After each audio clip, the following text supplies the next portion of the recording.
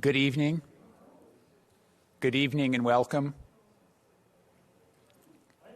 If everybody could take their seats, please. Thank you.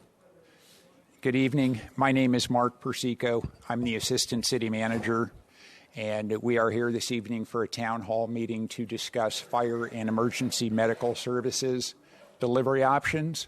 I will start with the Pledge of Allegiance. If we can all rise, please, and put your hand over your heart.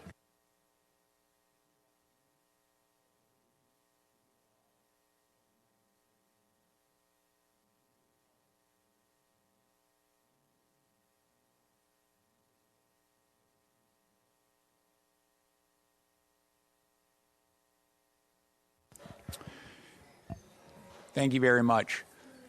We have three ways of people to communicate this evening. I have, as of now, 3 speaker cards.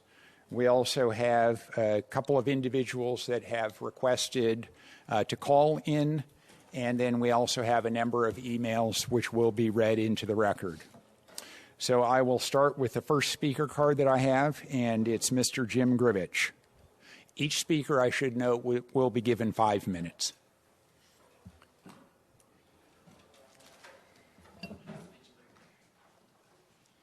Hope you don't mind. The problem is everybody's over there.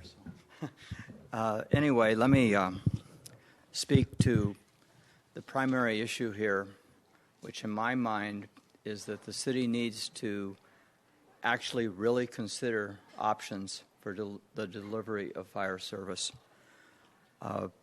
When I first started on this particular issue, I had one objective, and that objective is still on top, which is the budget as being presented to the City Council for adoption says there's $20 million budgeted for the fire department. And at this moment, I don't think there is anything being proposed to the city that will meet that budget. And that is extremely disturbing to me. After all this time, it's been several weeks, and yet, as of this moment, there's no option. Let me talk first about the contract with the county fire. According to my calculation, because the city hasn't presented any actual calculations, the fire contract will cost the city $17 million for the contract itself, and I'm estimating $1 million a year for equipment replacement. So the total that the county will charge directly is $18 million, but then there's another $4 million charged to the city to pay for the PERS retirement system and the retirement benefits, medical benefits for firemen. So the total cost of the fire contract is $22 million, $2 million over the budget. For that reason, I think it's rejected out of hand. That's on the cost side. On the benefit side, it proposes eliminating 2 stations, which is, in my mind, ridiculous. So you're paying more money for only 60% of the actual services that are in place now. I don't even know why that option is even being talked about with those prices and those benefits. The other option that I proposed was called browning out, and I also offered a 2018 model that was developed by the city of San Diego. It's just an example. There's hundreds of them all over the country. So if anybody wanted to do research, they certainly could. Browning out is not something you do for random absences. It's done for planned absences. The normal style, the way it's done, is you put a whole station on vacation and simply don't replace them with overtime. That's the normal way, and then there's also other kinds of planned absences where people have long-term absences for other reasons besides vacation. That will save roughly half the overtime. About half of absences are simply what I call scheduled absences. And one of the council people objected to that option, saying it would reduce service. Well, yeah, it will. Absolutely. One station will be out of service, and therefore response time will be slower on average all over the city because of that. But the county option has 2 stations out of service, so that's twice as bad. So I'm not sure I understand the objecting to the one model and not the other. The fact is the county fire stations are farther away, so those response times will even be worse. Another option that I still think is worth considering is private ambulance. The county option was on the table, yet it has private ambulance use, quite a bit of it actually. So why can't we pursue it? They don't use their paramedics to provide ambulance. Usually, they're just for medical purposes. And then, of course, we talked about the possibility of tiered response, or I like to refer to it as triage, where you only send an engine on a call when it's absolutely necessary. I think it's a total waste of resources to send an engine on every single medical call. And so we're wasting the resources we have. We could operate much more efficiently if we had a tiered response, not just for the fire engine thing, but also for paramedic response. So that is essentially it for the city itself. And the other thing I'd suggest in terms of analysis is the county is famous for doing what's called foot-in-the-door contracting, which is they give you a reasonable price, so to speak, at the beginning, but then they have all these extra costs that they tack on forever. And I know in Pomona, for example, right now, each of the last 5 years, they've had a cost increase of 5% or more. And the city council is very unhappy about it. And the county said they can get out of it by paying this huge fee to terminate the contract. And so it's a lose-lose. Thank you. Our next speaker is B. Robinson.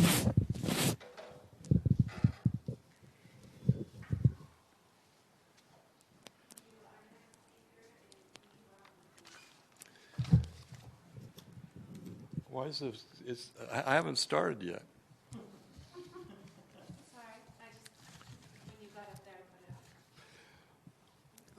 Bill Robinson, good evening, resident. We don't want to stand in anyone's way. I invite any West Covina firefighter or paramedic that wishes to resign his position and apply for work at LA County. Do it if you so desire. When I was a candidate for District 2 Council several years ago, I discussed with voters a version of the brownout option, which was labeled radical by the Tribune then, but seems sort of conservative today. Despite the active diversionary tactics, there was a long road to get to this fiscal emergency. Before the final detailed fire rescue financial analysis is complete, my preliminary position is that I support a combination of options 2 and 3, as Jim just described, which maintain a maximum of local control. I mean, Pomona is a nightmare. I mean, Jim just outlined that. To maintain a maximum of local control to community standards. I do not favor giving ourselves up to county control. This is the least desirable, most expensive option for West Covina's residents. Hopefully, additional options may emerge during negotiations. A detailed cost-benefit analysis needs to be completed for all 3 options, including other important contractual terms and financial conditions negotiated before a choice can be made regarding available options by the fiduciaries with the responsibility to West Covina's residents and voters. Anyone who opposes a thorough cost-benefit analysis plus prior to deciding a policy path forward for community fire and rescue services ought to be summarily fired or recalled. Fire and rescue represents nearly 20% of the budget, and all of the relevant details must be examined and debated so that future residents will not lose control of costs and end up paying more and receiving less service and or receiving even a lower standard of service than we currently experience. Since the several options range in price from $19 million to $22 million, according to members of the audit committee.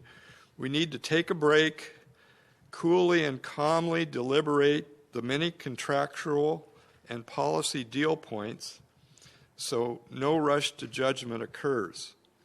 Mistakes cannot be walked back except by costly litigation. Some regions of the country have volunteer fire departments. The city could reoccupy some soon-to-be vacated fire stations in West Covina staffed by volunteers. Residents believe in public safety, but we could partly defund city fire and or rescue and still achieve adequate public safety. Reemphasize other city or senior services that the city may desire.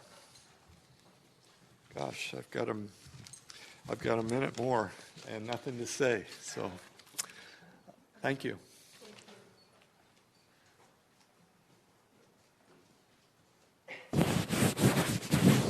Jerry Patras. Jerry Patras.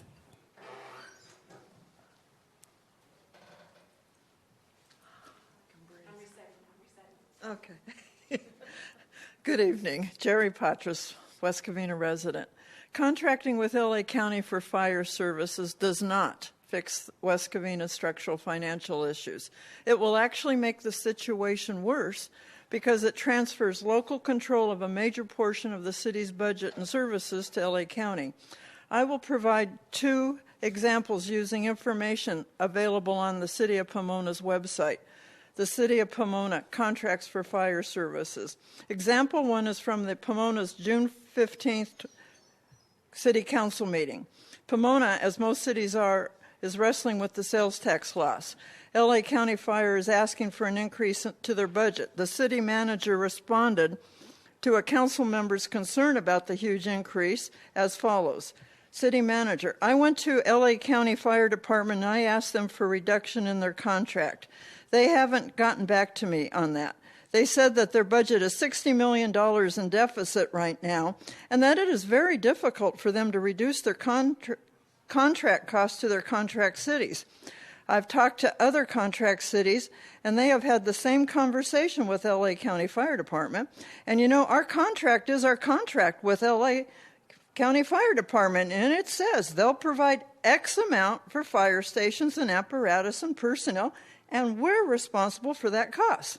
I've asked them to look at their staffing model and everything and their apparatus model, but they seem to think it's effective, and it's what's needed for the community now. Council member, so they will continue to send fire trucks even though someone fainted on the sidewalk, is what I'm understanding from what you just relayed? City manager, they will continue operating the way they have been operating. 85% of the calls are for medical aid.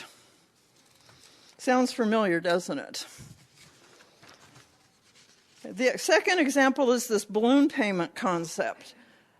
It is true that contracts with county for fire services have clauses that limit the increase each year and have an end date.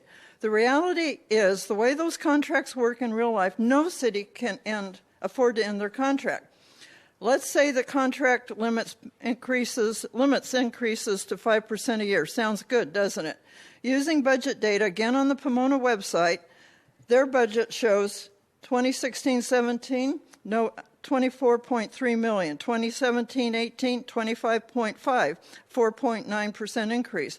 2018-19 is 26.9 million, a 5.5% increase. 2019 to 20, 28.9, a 7.4% increase. 2021 is 30.6, a 5.9% increase. When the county's cost is higher, the city has the choice of paying the difference in that increase. Or they can defer payment to when the contract ends. Most cities defer the payment. The ability is that the deferred cost plus whatever costs go into effect when the contract is terminated results in a huge balloon payment a city cannot afford, so cities just extend the contract and push the can down the road. Ask yourself, what city in the last 30 to 40 years has actually converted to county services and then gone back to operate its own fire services. None. They can't afford to. The reality is contracting for the county for fire services is basically a permanent, a forever decision. We give up local control. We must be careful. We residents are the primary stakeholders in this. It is our interest that is at stake. Thank you.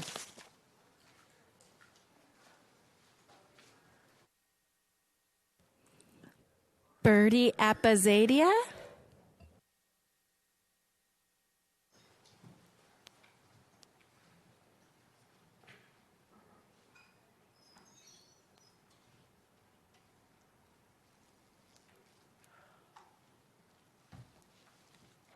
Good evening, everyone. I have a different opinion on the fire department. I mean, they're discussing budgets. I don't know about the budgets. I've been in the city for 48 years. Let me tell you where I live right now. I live in the senior complexes over on Badillo, adjacent to the ballpark. Ballpark went county. Big mistake. Because if you want a fireman, you have to wait for them to come all the way from Covina, all the way down Badillo. I was at the local in Ballpark one day. A young teenage girl had a seizure. Okay, the owner of the place is calling 911, and everybody in there is panic. Everybody's panicking there, and they kept saying, "Call, call, call." I says, "They're on their way. They're coming from Covina." Everybody thought I was nuts. So I asked the people in the restaurant, "How many of you are residents of Ballpark?" The majority rose their hands. I go, "This is your fault. You did not go fight the city to block county." A lot of city residents don't get involved and they don't know. It took 18 minutes to get the fire truck from I don't know where in Covina over here to Ballpark Park at the Pueblo Local. And then when you see the fire, when they're taking the person back in a private ambulance, you have a small, it's like a paramedic from the county, but they're not. They have to follow that ambulance. I mean, to me, that's double work. Why don't you just get paramedics over there and take them? I really like the paramedics. I've never had to use them, but I'll say one thing. You need to start charging if people, when the paramedics get to the house and they say, "Okay, do you want to go?" You say no, start charging those people. But I do not want to see county come in. They're just as bad as county sheriffs. They're slow because they have too much territory to cover. To come from Covina, passing through West Covina to Ballpark, there's something wrong with that picture. But you people can do other things to keep our fire department here. We had this issue, I'm going to say maybe in the 80s, and some of the firemen were going door to door. "Well, we want to go county." I said, "Well, fine, turn in your resignation, go county." So we put it on the ballot. I don't know what's going on with the budget in West Covina. Maybe we got too many employees and we're overpaying them. I don't know. But I personally do not want to see West Covina go county, and I would not want to see them go county sheriffs, because we'll really be in trouble. County sheriffs have too much territory. And I've experienced county sheriffs, especially in Walnut. They are slower than molasses. And I'm sorry, I'm here to say, keep West Covina firemen. And the firemen who want to go county, let them even go as far as Orange County. Now, if anybody would take a survey, I know that in Orange County, one city back in the 90s was sorry that they went county for firemen. We've got good paramedics. I mean, keep our paramedics. We're not going to sit there and the fireman's got to wait for an ambulance to come, like it could be Schaefer or something, and then there they go, and then the fireman has to follow the hospital. No, we've got good paramedics. We just have to, update the equipment. That's all there is to it. I've been in the city 48 years, and this is my second time coming to speak. Keep West Covina. I moved here for a reason. I came from L.A. I shopped at, North Whittier. First words out of my mouth to the agents. "Is this county?" "Yeah." Then I went over to Hacienda Heights. I went to Roland Heights. I went to Diamond Bar, back to Walnut. The minute they told me, "We're county," I experienced county. So I won't even go in the county area. And I mean, sure, they do their job, but they're slow. And the response time here is excellent. And of course, your police department's slowing down a little bit because their guys are retiring. But I beg you all, keep West Covina Fire and keep West Covina Police Department. Thank you.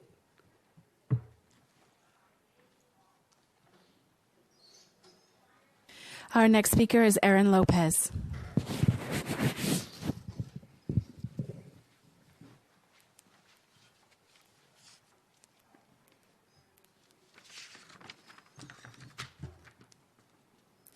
Hello.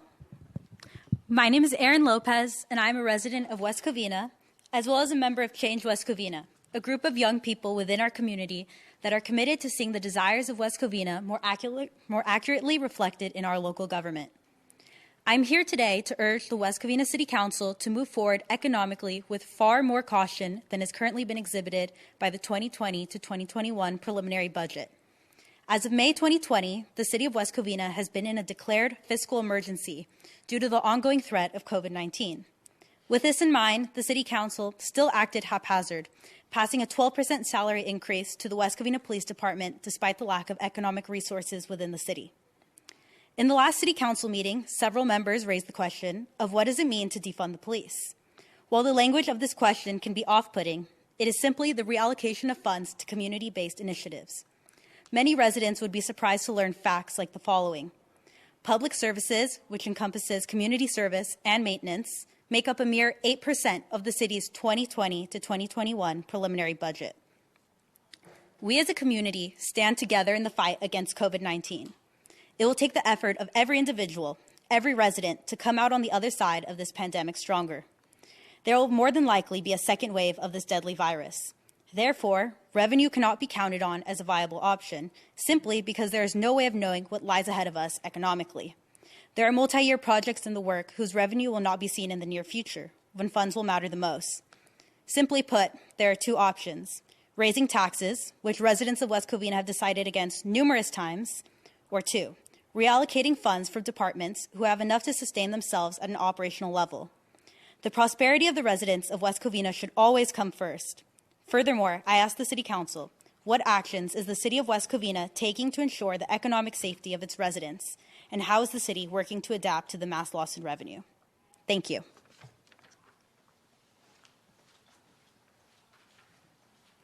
Peter Dien.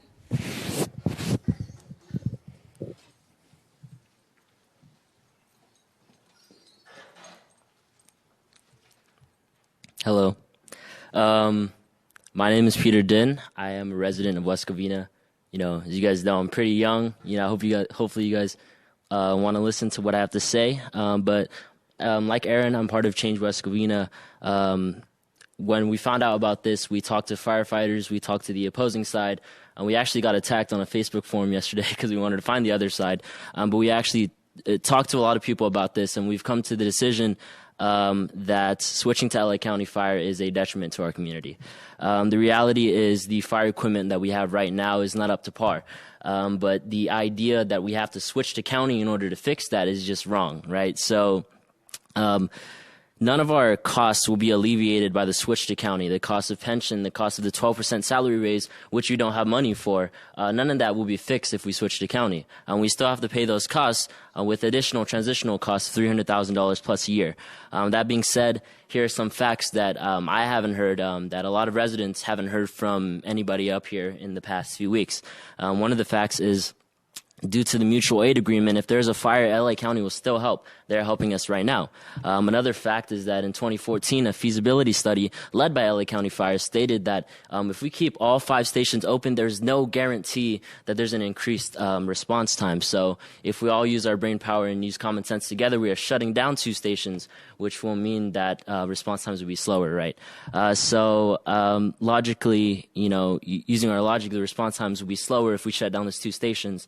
If you look at the study, and they said if we have 5 stations, the response times won't even be faster. So what the chief and the fire department have told us is to look at all the resources. But let me ask a question. The resources do not matter if they are super far away from us, right? So if we shut down 2 stations in our community and someone has an injury or if there's a fire, those 2 stations, those people, the residents that live near those 2 stations that are shut down, they are more at risk. And it won't matter if you have all these fire stations that are surrounding the area, but those 2 stations that are in the middle of our community are being shut down. It doesn't matter. Response times will be less. I remember Letty Lopez was up here telling an anecdotal story about San Diego and about this little girl that got hurt and she died because of browning out, right? But the reality is, if we switch to LA County Fire, browning out is just shutting down the fire stations for a little bit of time. But imagine if we shut down 2 fire stations permanently. That little girl is going to be a reality within our community. Residents that live close to those fire stations that are being shut down will be hurt. because of this. So the idea that this increases response times, this makes West Covina more safe, is just an idea that is not true and not feasible at all. Finally, firefighters also state that the private ambulances and the Quint model are dangerous, but as a couple people here have said already, newsflash, LA County uses private ambulance and the Quint model. So the reality is we're in a deep financial situation. I know watching all the city council meetings, a lot of people are kind of scared about what defunding the police means. It just means reallocating funds. We are deeply concerned about the financial situation we are in, and switching to LA County Fire won't fix that. It won't make our community safer. I think that's just common sense right now. We need to push for more transparency, financial stability, and deep transformative change within West Covina. So thank you, guys. Thank you. Our next speaker is on the phone, and it is Miss Elsie Messman.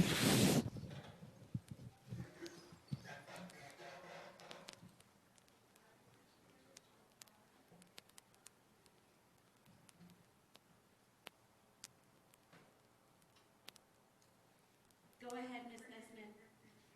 Thank you. Good evening, everyone. My name is Elsie Messman, resident of West Covina. I have been living in West Covina for 48 years, and a lot has happened since then. I started coming to these meetings on and off in 2006. Right now, I feel this council and staff are not qualified to make a decision on the fire department. This should be up to the residents as to what they want, not just a few people. If you look at the council today, nobody was on the council in 2014 when going through the county was turned down. And when you look at the staff, the city manager, his assistant, the attorney, the finance manager, and some behind the scenes were not here either. So for them to make this decision tonight is wrong. When the fire captain stated going county, no firefighters would be laid off. Well, just for the record, a couple of years ago, the city laid off 21 maintenance workers, and they were city employees also. We should take the time and go back and study the pros and cons on the two other proposals, not just one, and ask for suggestions from the public. The residents of West Covina support the fire and police departments, but we have also got to live within our budget. The city just can't keep taxing the residents. We all have to live within our means. So I hope the fire department understands where we are coming from. Tonight, I hope the council and staff will listen to the residents of West Covina, not the outsiders that are not residents of West Covina. Thank you very much and have a good evening.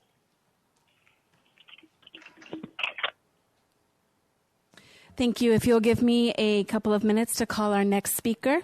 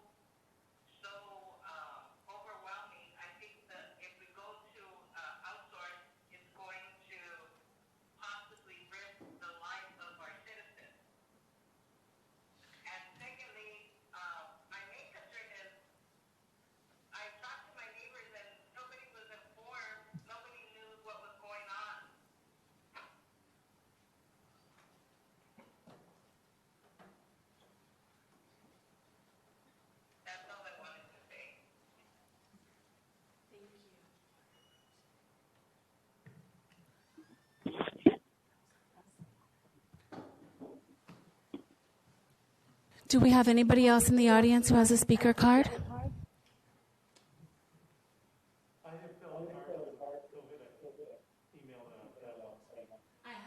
I do have emails, yes. I'm just trying to see if there's any other comment cards in the audience.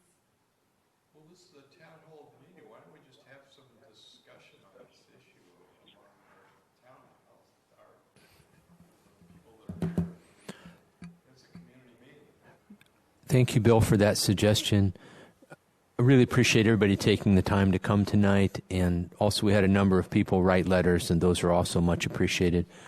I'm open to that suggestion, Bill, in terms of a dialogue tonight. I think that's a very constructive suggestion. But next, we want to invite our fire chief to make a presentation to review these options and to address some of the factual questions that have come up. And I am offering that I'll stay here as long tonight as anyone wants to engage in further discussion. But next, we're going to ask the fire chief to make a report. You're going to finish reading? You're going to finish the comments? Oh, I'm sorry. Excuse me, Jerry. We're going to read those too. Thank you. I'm a hawk. Good evening. Our next speaker is Mr. Frederick Sykes. I have his email. Hello, Mayor, council members, city staff, and members of the audience. I am Frederick Sykes, 42-year resident of our city. I am a retired LA County Deputy Sheriff, former mayor and council member for our city. The residents must have a comprehensive study of the cost of keeping the West Covina Fire Department or contracting with LA County Fire Department prior to making a decision of this much importance to our quality of life. The West Covina residents paid additional taxes to have our public safety departments exclusive and connected to our city with accountability more directly attached to the West Covina taxpayers. Currently, each West Covina resident is approximately 1 in 100,000 people who communicate with the West Covina City Hall about our safety concerns, and City Hall is approximately 7 miles away from the most distant residents. I do not believe that dissolving West Covina Fire Department is in our best interest, and should we want to restore it, will be a very difficult undertaking. Contracting with LA County makes us 1 out of the 10 million residents who may want to communicate directly with the LA County Board of Supervisors and the LA County Hall of Administration, which is 25 miles from the city of West Covina in downtown Los Angeles. Not very comforting. Our next speaker is Arlie Castaneda. Hello, my name is Arlie Castaneda. I have been a resident on the west end of West Covina for over 20 years. My question for you tonight is, if the city has shown they cannot properly manage its own fire department and financially uphold the services to our city, then why shouldn't West Covina transfer our fire and emergent services to Los Angeles County Fire Department? Laying off firefighters will be detrimental to our public safety. I understand that having our own fire department is important, but if West Covina cannot budget and staff properly, West Covina needs to transfer to Los Angeles County Fire Department. Why is West Covina putting our residents at risk?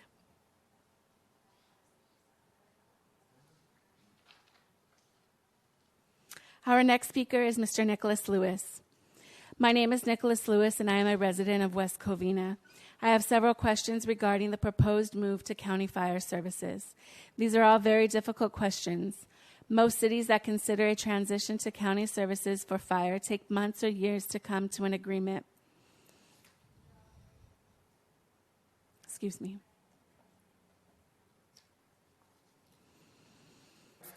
Whatever is chosen, we need to be extremely careful about how this proceeds. Here goes. Number 1, will the City Council comment to having any proposal to a change of who performs fire services on behalf of the city to be voted on by the residents? Number 2, what is the city proposing and how does it compare to the current level of service? I.e., how many firefighters are on duty at any given time? How many stations will be servicing the city? How many will remain in the city? Is this a county fire district arrangement or a contract for service arrangement? Number 3, will the city commit to retaining ownership of all fire stations? Number 4, has the city conducted a survey of other cities who transitioned to county fire or the amount spent before and after the transition? When is the 5-year trajectory of cost increase year over year? Number 5, if the city transitions to county fire services, will we have any legacy obligations, PERS and medical, left behind by the former department? How much? What is the net projected savings? Come 2024, what is the estimated cost of this and county fire services? Number 6, with regard to legacy costs of the department and in the event of dissolution of West Covina Fire Department, what impact will a dissolution and transition to county services have on the pension obligation bonds that the city intends to issue? Will the amount of the issuance decrease? Number 7, with regard to a transition to county fire services, how underfunded is LACERA relative to CalPERS? What return assumptions are being made by LACERA? How do these compare with CalPERS? Will LACERA retirement cost spike in a manner comparable to that being done with CalPERS in 2024? He has number 7 twice, but I believe it's number 8. If we transition to county fire services, what will the projected response time be for areas in which stations are proposed to close in the event that we are brown out fire station number 4 versus closing stations number 1 and 5 under the county proposal? Likewise, what is the projected increase in response time in areas serviced by station number 4 in the event that a brownout of that station is imposed? Number 9, based upon items presented by staff to the audit committee, one of the options that was noticeably absent was renegotiating the cost of fire services with WCFFA, as the current city staff has almost no negotiating experience with public safety unions. What are we doing to ensure that this option is fully explored and that we have deal makers rather than deal takers in positions to negotiate? Lastly, is the city looking to join the county fire district for services, or are we looking to contract for services? I want to note that contracting and staying out of the fire district leaves us with the option of keeping self-determination on the issue of parcel tax increase that are imposed under the county fire district scenario.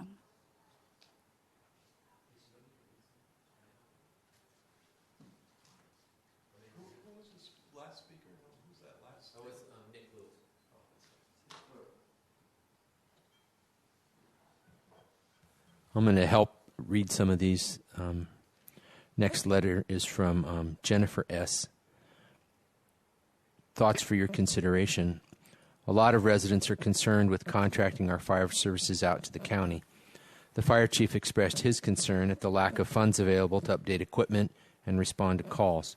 So although the initiatives the chief of police discussed at the June 17th meeting sound promising, wouldn't it still make sense to reallocate funds from the section receiving the most money and distribute those funds to a section that currently needs extra funds, like the fire department? We are not asking to dismantle the police. We are not asking to wipe out their funding. We are asking that you reallocate some of their funds to the areas in our community that currently need it the most. And unlike the county contract in question, we can always adjust the budget again next year if this reallocation does not work. We have the ability to adjust it or change it back. We do not have the option to turn back once we enter into a county contract. If our fire department, along with other community services, are making it work with their smaller budgets, then the police department can adjust to make it work with a smaller budget as well. Instead of taking up 48% of our budget, let's try only 42%, maybe even 39%. This would be a great starting point for the police department and the council to start earning back our trust. If that's truly what matters to them, there should be no debate as to where more of our funds should be going. If they want to show that they too are a part of and care about this community, then let's help the area in our community that is currently risking their lives with aged equipment and minimal resources. Budgets convey priorities, and the current budget clearly shows where your priorities lie, but it does not represent the priorities of the residents who make up this community. And that's from Jennifer S. Our next speaker is Mark Taylor. I now understand that the proposed county fire contract is going to cost more overall than our current fire contract. How can this happen? If this is true, then we are spending more money and we'll have 2 less fire stations. How can this even be considered? If it costs more, why wouldn't we just keep our fire department? Then answer is that the city manager and city council promised the Firefighters Association he would seek a county bid if the tax didn't pass. Giving a 12% raise isn't good enough. The residents will suffer if we close any fire stations. Fire Captain Hamble said in the last meeting that he is against the other two options if fire personnel in the city are cut. Isn't closing 2 fire stations a cut in personnel? But he won't care because he won't be working in West Covina.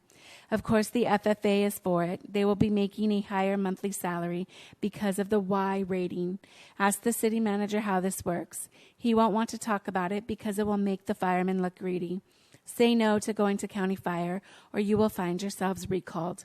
The city manager should be fired for his deception on the issue.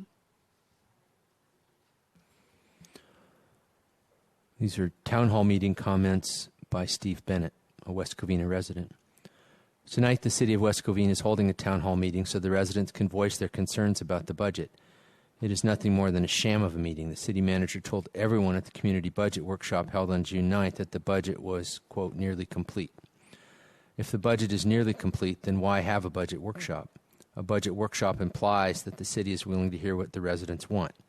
A budget workshop implies that the city wants to receive input from the people who actually live and vote in this community. Instead, what you heard was the city manager repeatedly telling residents how much he missed them and how much he wanted to see everyone's faces in the council chambers again. Do not patronize the residents. Then the city manager went on to deflect and not answer the questions asked by many residents with half-truths and generalizations. If you do not want the residents involved, then tell us that we do not matter in this process. This budget has one of the most blaring mistakes that the city is claiming that revenues and expenses will be flat for fiscal years 2020 through 2021. In late May of this year, the city manager proposed a fiscal emergency on the basis of COVID-19. Just a few weeks later, the budget shows that we have equal income and expenses. The budget starts on July 1 of 2020. So are we to believe that magically in a couple of weeks with the adoption of the new budget we will be fine? What is it, Mr. Carmody? Stop lying to the residents. Now we are faced with the city manager pushing a fundamental change to our city, a change that cannot be undone for 10 years and in reality likely can never be undone. The city manager and the union-sponsored fire chief are pushing for the city to move to the Los Angeles County Fire Department. Ironically, the West Covina firefighters have been pushing this for decades. Do we really think they have the best interest of West Covina in mind? Of course not. We did think that they had the best interest in mind when they tried to push a sales tax increase on the residents to fund huge raises. Well, the residents saw through that with nearly 80% voting no. I guess the city manager and the city council need to hear it again. That 80% no vote was not only a referendum on the lack of leadership of the city council, but a lack of trust from the city manager and the city council. The city manager must have a short-term memory loss, and the city council is allowing this to continue. The city council was elected to do a job, and that job involves listening to the residents. For some of the city council, this is a defining moment that will likely cost you when you run for re-election. For some, maybe sooner than others. For others, it will mean possible recalls. Just remember that 80% of the voters said no before. No matter how much you think the West Covina Firefighters Union will support you next time, the residents will not be fooled. Our next speaker is Mr. Brian Jobst. I am Brian Jobst, a 31-year resident of West Covina. I'm deeply concerned about our city, more concerned than I've ever been in the past 3 decades. I understand our fiscal condition means our city will no longer be able to provide virtually any services to its residents except police and fire, and those services will be delivered at the bare minimum required. Regarding how to provide fire services in the future, the City Council remains largely silent, unwilling to engage in discussion with residents who elected them, the residents they supposedly represent. That has become standard operating procedure for this City Council.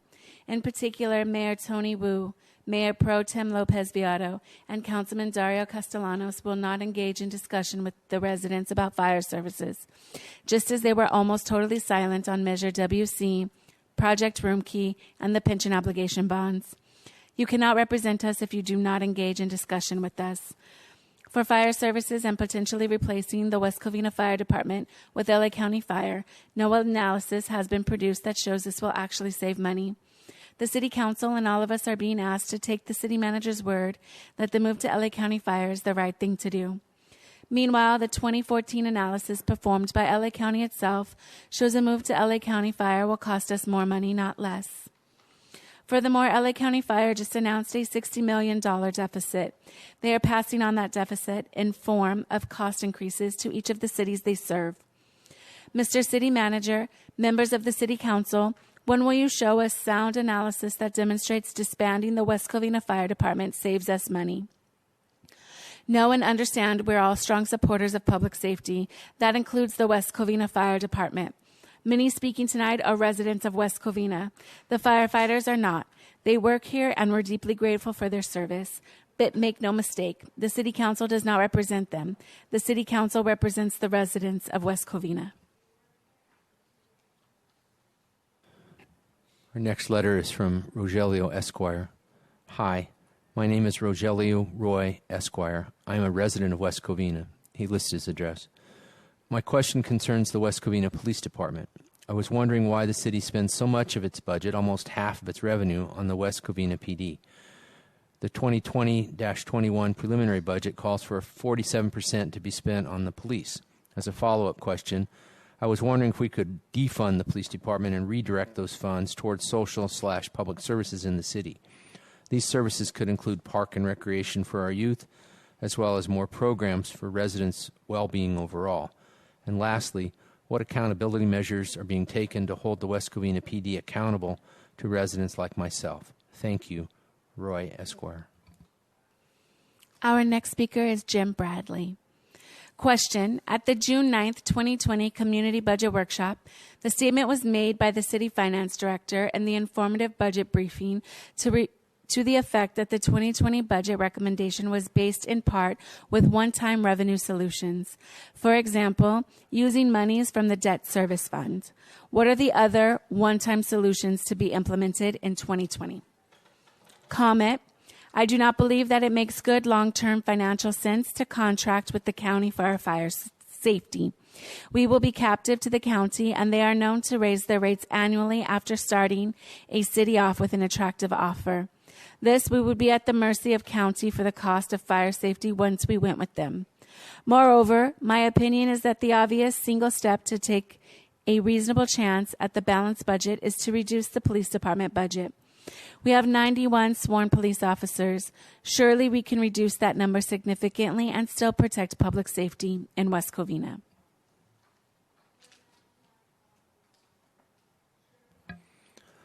Our next letter is from the West Covina Professional Fire Management Association, Local 4594. Honorable Council, my name is Mike Fountain, and I represent the West Covina Fire Management Association. I have proudly served the community of West Covina for over 25 years, serving as a firefighter, paramedic, fire captain, and now assistant fire chief, the position I have held for the last 6 years. Traditionally, the Fire Management Association has remained neutral as relates to local politics and controversial local issues, but I felt the need to reach out to address current issues directly impacting the fire department and the safety of this community. We are proud of our history of working with the city, the community, and most importantly, providing for the well-being and safety of our firefighters. As you know, we have taken on a dual role, essentially two jobs, as both a battalion chief and the additional role as an assistant fire chief. Our willingness to take on dual responsibilities has put us in a unique position to gain significant knowledge and insight into our fire department, our service delivery model, and the very unique challenges it takes to provide fire and EMS service delivery to the community. During the last several months, the city and our fire department have faced several challenges magnified by recent national events, which has had a significant impact to our department. Unfortunately, we continue to see misleading and false information being represented to the community and feel compelled to offer our experience and insights. As the realities and cost of maintaining a city fire department has come to the forefront, the Fire Management Association can no longer remain silent. Contracting with the Los Angeles County Fire Department has become a controversial topic, generating incorrect and irresponsible disinformation within the community by critics of consolidation of fire and EMS services. As part of a thorough needs assessment, fact-finding, and proposal for services, it's become abundantly clear that contracting with the Los Angeles County Fire Department is a solution that will likely offer the best compromise for maintaining fire protection and EMS delivery within the community. A regional approach to providing fire and EMS service is without exception superior to any other options and or cuts currently being proposed for the fire department. The ongoing deterioration of our facilities, apparatus, equipment, and other needs can no longer be ignored and must be addressed.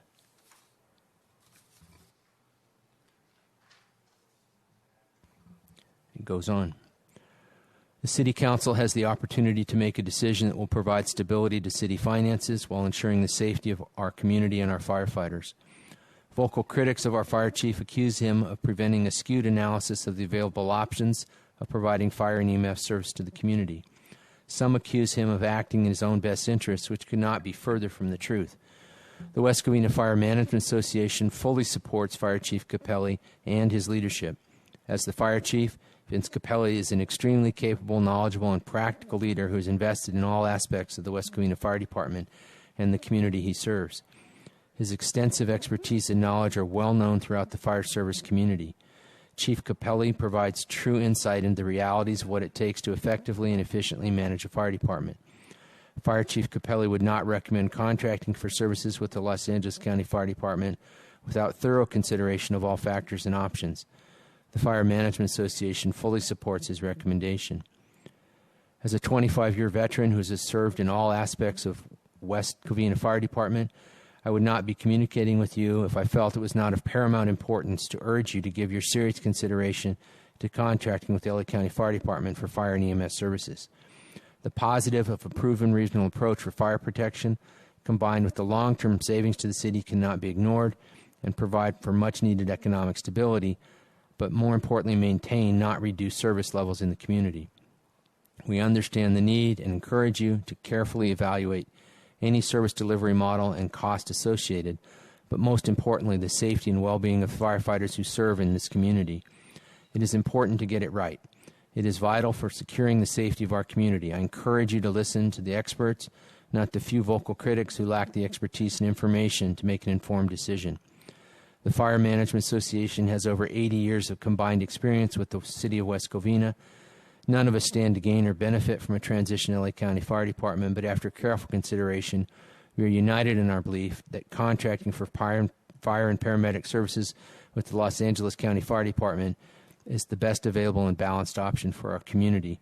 Respectfully, Mike Fountain, President, West Covina Fire Management Association, Local 4594. Our next comment and speaker is Mr. and Mrs. Walt Queeland. It is appalling that the majority of the audit committee followed the city manager's suggestion regarding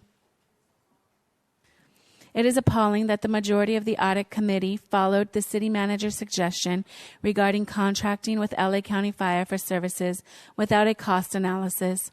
Do not contract with the LA County for fire services. Have you not heard from the West Covina residents that they have had enough taxes? By contracting with LA County, you ensure that there will be increases in taxes to the West Covina residents. Our next letter is from Sarah Beth McCargue Love. Greetings, Mr. Mayor and the City Council. Please say no to moving West Covina to LA County Fire. My husband and I have owned our home in West Covina since 2004 in District 1. The recent presentation to push LA County Fire on us taxpayers under the guise of fiscal emergency is extremely concerning to us.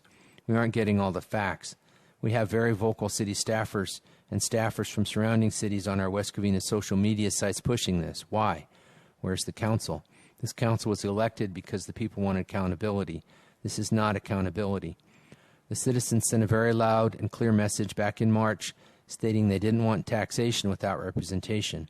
First, we had the supposed, quote, grassroots effort with Measure WC, and now we are going with the pandemic. The residents won't be fooled. Censorship or gaslighting on West Covina social media sites by city staff or allies won't make us go away.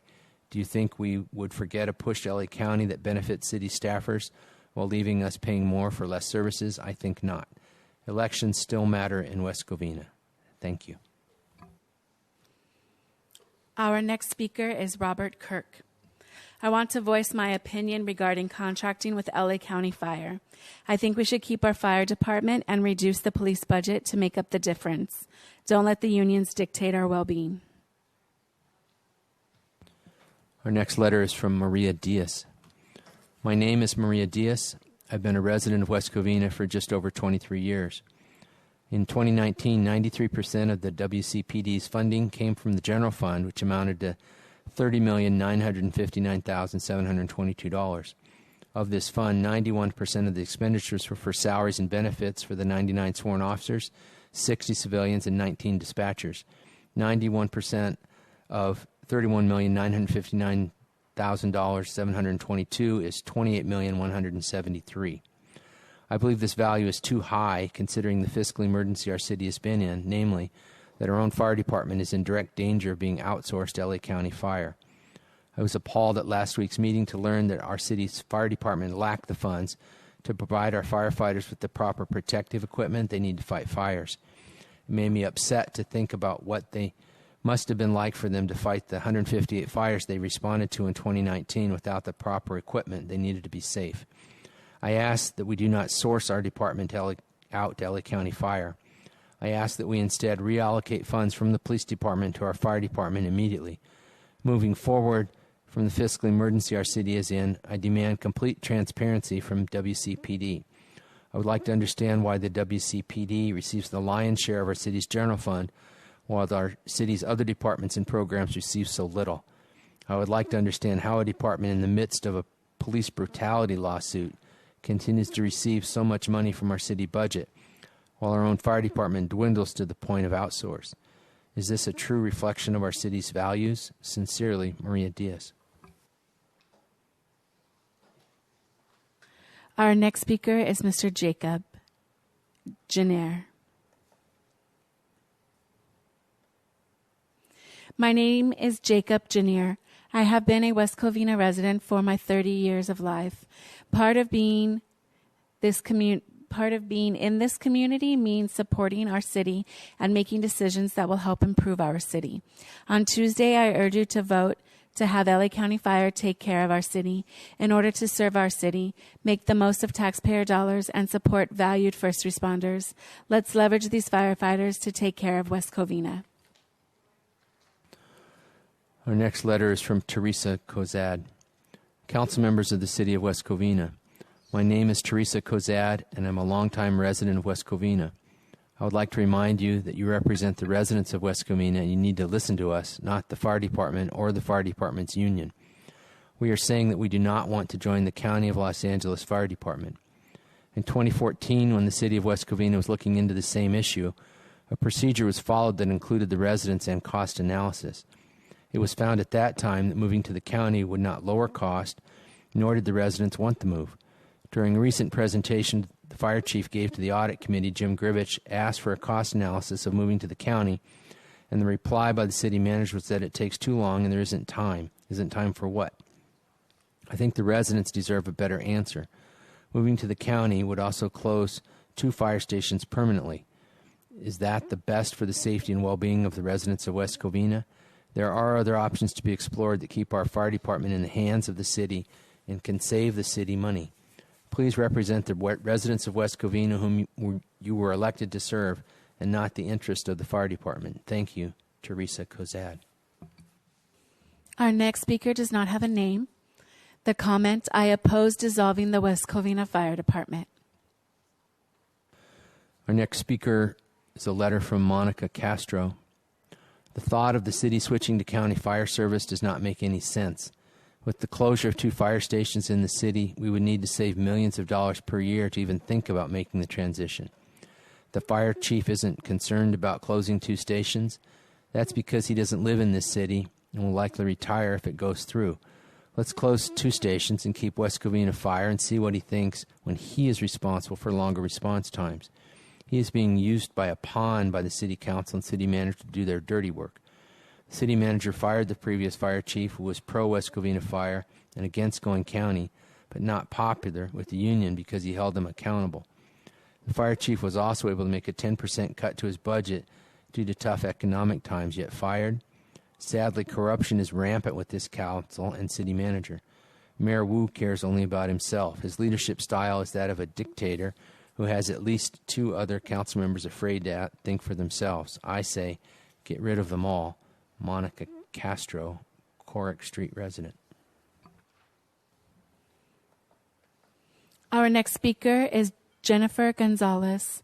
To whom it may concern, I am reaching out as a longtime resident of the city. I strongly believe it would be in the West Covina's best interest to let LA County Fire take over our fire services to alleviate some financial burden and make myself, a fellow West Covina citizen, feel safer. Thank you for your time. Our next letter is from Jay Meter. Hello, my name is Jay Meter. I'm a resident of West Covina. I would like to use this town hall meeting as an opportunity to remind the City Council that despite whatever support council members have received from non-residents and special interest groups, council members represent the residents of West Covina and are expected to act in our best interest. Non-residents and special interest groups do not have the best interest of our city in mind and do not vote in our elections. They should not have any influence in the affairs of our city and do not get to help decide the future of our city. We all understand by now the need to trim the city budget, and we understand the result will be less services. The focus needs to remain on reducing spending, not restructuring the fire department, simply because the employees of that department desire it. Even with the lack of actual cost figures and stated service levels that would result from any of the options, it has become apparent that switching to county fire would not result in savings. It would cost more. Another reality that cannot be left out of the equation is the very real probability of another ballot measure that would increase our property taxes to support county fire. The ballot measure that was defeated in the last election cycle would have increased our property taxes had we been a part of the county fire system. Obviously, we should be looking at other options very closely rather than trying to justify a move to county fire based on the amount of manpower and equipment the county has. Realistically, the majority of that equipment will never be used in West Covina. Another logical place to look, as unpopular as it may be, would be the police department, since it uses the largest percentage of the budget. I will not advocate a defunding of the police department, but we cannot ask people to come to work if we do not have the money to pay them. In any event, let's remember that while there is an ongoing spending problem in our city that needs to be dealt with, this current revenue decrease is temporary and does not justify a knee-jerk reaction that will have permanent repercussions. We do not need to rush a decision of this magnitude, and we should not make this decision at all until we have the information needed to make an informed choice. To not consider cost figures and response times and state, as our city manager did, that we do not have a year to gather information and discuss this in committees is ridiculous. At some point, each council member must begin to engage in a dialogue with the residents and stop hiding behind a wall of silence, the Brown Act, or whatever the excuse du jour is. It's time to lead, follow, or get out of the way. Jay Meter. Our next speaker is Randy Rich. Honorable Mayor and members of the City Council, as a longtime resident of the city of West Covina and a retired public works professional, I urge you to reconsider staff's recommendation to dissolve the West Covina Fire Department and enter a long-term contract with Los Angeles County Fire Department. Reducing the amount of active fire stations throughout the city will seriously impact residents. Yes, you can make a point that by allowing the county to take over will result in more resources at hand when needed. A point such as that can be well taken into individual who doesn't understand the big picture of how civic response works. Mutual aid can serve a community well if we're talking about large fires. But nowadays, fires within West Covina city limit occur far less often. Improved mandates and fire codes and fire suppression technology has drastically reduced the need to fight structure fires with an incorporated city. Let's not forget that mutual aid works in more ways than one. Mutual aid can also backfire on the city of West Covina and its residents due to our resources potentially being redirected and assigned elsewhere if another municipality is in need. By reducing the amount of active fire stations throughout the city, the residents who will suffer most are the ones involved in serious traffic collisions, heart attack and stroke victims, and any other single-family emergencies like drowning or falls. It's these victims who will suffer from the longer response times and those who will not gain benefit from mutual aid. Also, if contracting fire service is the direction that the city is going to take, at least share with its residents and your constituents the whole story. Don't just tell us it's going to save money. Show us. When a city department chooses to contract rather than using in-house employees, the residents deserve justification. Show us how the city plans to control the contract agreement, annual rising costs for service, the potential for further station reductions, to name a couple concerns. not to mention what happens to all the current departmental support given to our City of West Covina Fire Department. What happens to the public works, human resource, finance staff that currently aids in the daily management of the city's fire department? Will they be laid off, or they simply have less work, ultimately costing the city more to operate? Last, I would regret not pointing out that the most obvious failure on the current city management. In the last 3 years, there has been an embarrassing uptick in illegal fireworks and explosions throughout the city of West Covina. I love fireworks as much as anyone when they're professionally managed and, most importantly, performed on the proper calendar day in which it calls. I expect to hear them on New Year's Eve and the 4th of July. But all of a sudden, it's a 3-month occurrence, and from the perspective of a resident, it seems the city is not addressing it at all. I completely understand if citizens choose to disobey the law, but it would be nice to know that the residents have confidence that the police department is doing all they can, meaning helicopters, drones, and patrols. As a resident, I don't see any of this terrible problem that is affecting everyone.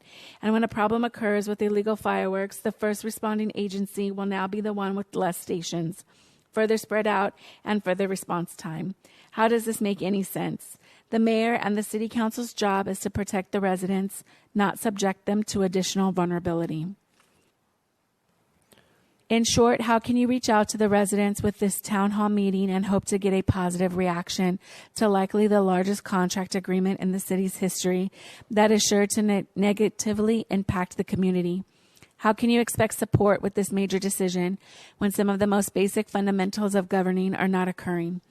I recommend first using your current resources effectively and efficiently. That would be one way to gain the trust of the citizens of West Covina so that we can gain the confidence it takes to support big decisions like dissolving the City of West Covina Fire Department for a large contract agreement with the city. Sincerely, Randy Rich. Our next letter is from Betty Taylor. As a 37-year West Covina resident, I've always believed we have great fire services here. I want to address the issue of the conversion of our fire department to county fire departments.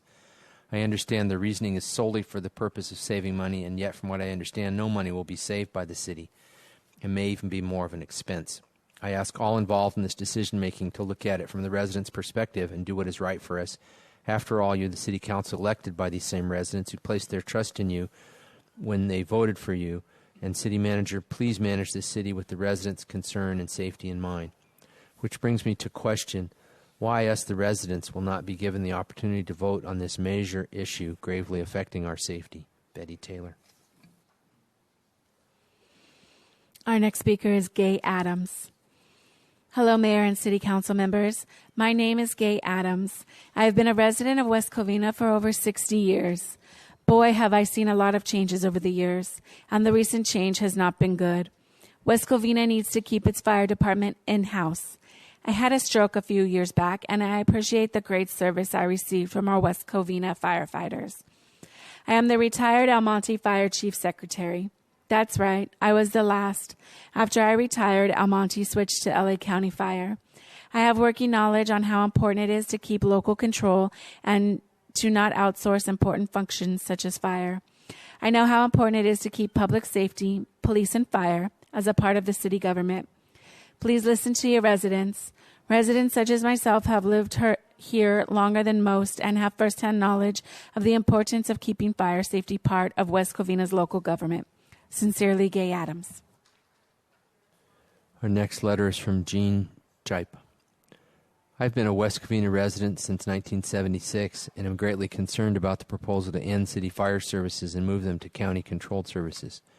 I understand the city is facing difficult budget problems due to poor management, but this is not an acceptable solution unless a thorough cost analysis has been developed and evaluated. A cost analysis should be prepared by an independent source before any further discussion takes place. I do not approve making a decision to move fire services out of the city until such time as an independent cost analysis is available to the citizenry. Jean Jipe. Our next speaker is Ronald and Deborah Prisk. Our vote is no, since you cannot give us an accounting and everything points to losing 2 fire stations and the costs going up instead of down, then no. And our household has 2 votes. Are you listening, Letty?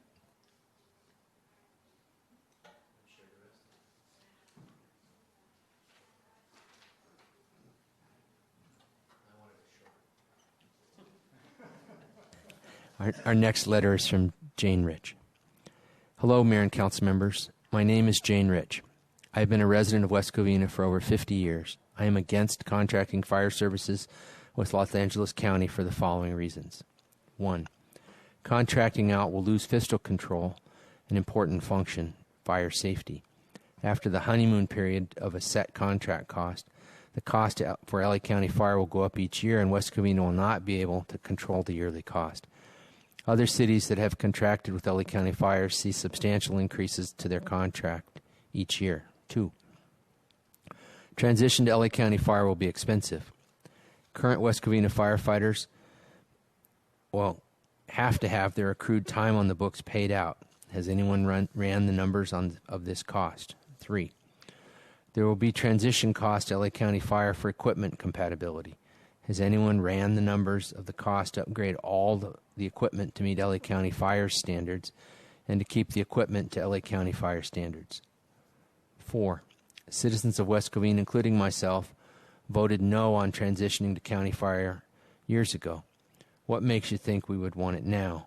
Why in the world would West Covina think this is a good idea when the County of Los Angeles Fire has their own deficit they are dealing with?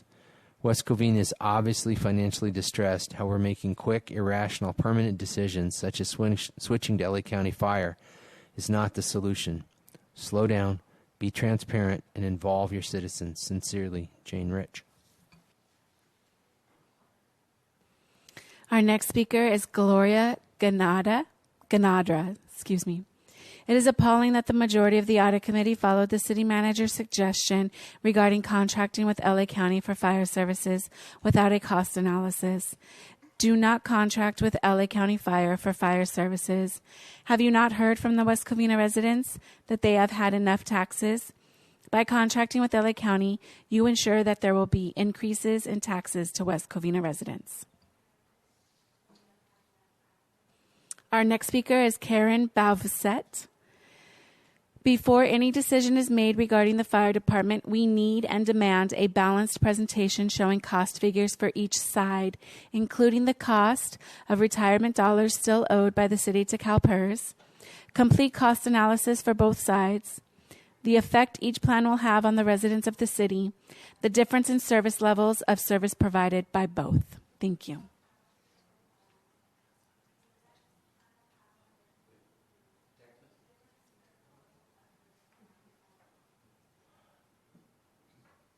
As a part of public participation, we also allowed the public to send text messages in, and so I'm going to read them now. This is from Elizabeth Baldonado. Attention Town Hall meeting members. This is the first time I hear about dissolving 2 West Covina fire stations. Where have the residents been notified of this action? I would strongly recommend the City Council postpone this activity until all residents have been informed properly. I started asking my neighbors and no one knows. Most are seniors and have not gone out of their homes because of the COVID-19 virus. This by no means they are in agreement. Please do not vote on this matter during this critical time. I look forward to hearing from someone and be informed of the outcome.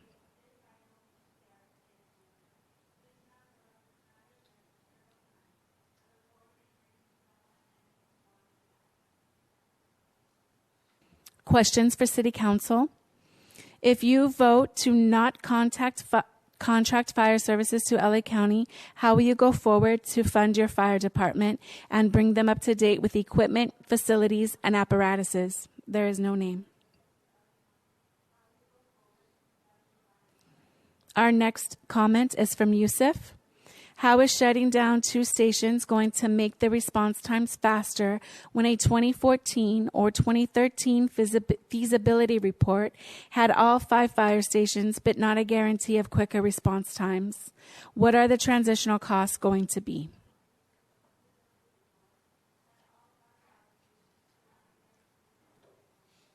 Our next comment is from Francis Smothers.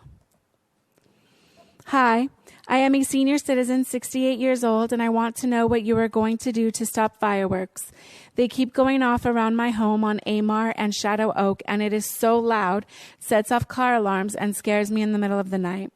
The neighbor's dog is missing because he is too scared. Have seen an increase due to COVID-19 coronavirus. Please patrol more in the Woodside Village area. More is needed. Also, it is too messy near businesses and parks around Azusa, the Azusa area. How can we get more cleaned? Too many homeless get stuff from the Goodwill, which is closed, and move garbage everywhere around shopping center. Please send a team to clean up. Thank you. Frances Smothers. She has a correction. She meant the Azusa Amar shopping on the 99-cent store side. Thank you. God bless.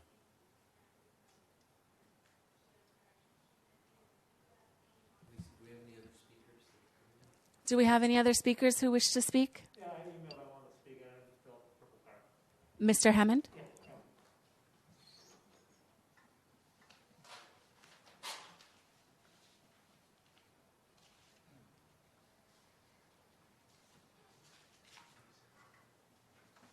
Hi, Mike Campbell.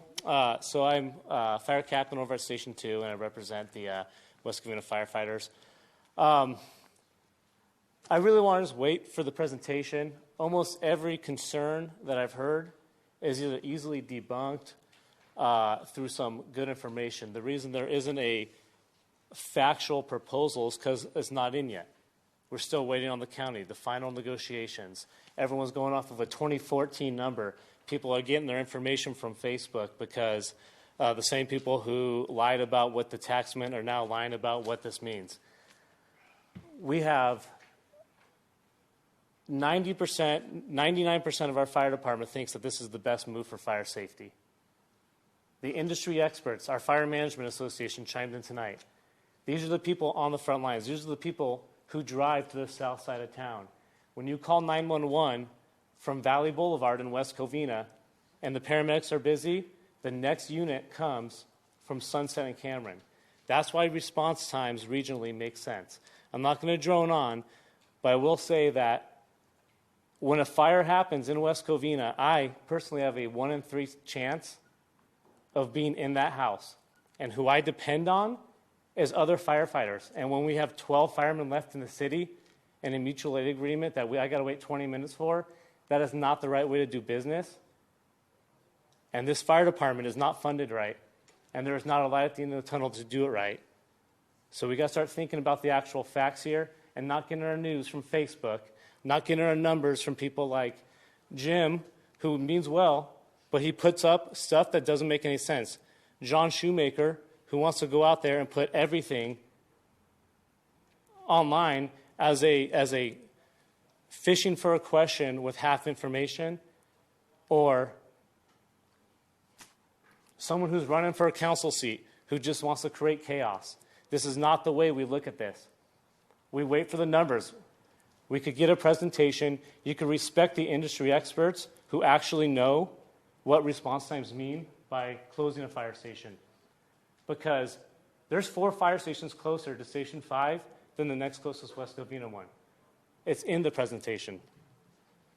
So have some patience and let your city staff give you what you want to hear and quit trying to stir everyone up and create chaos and listen to the actual presentation. Thank you.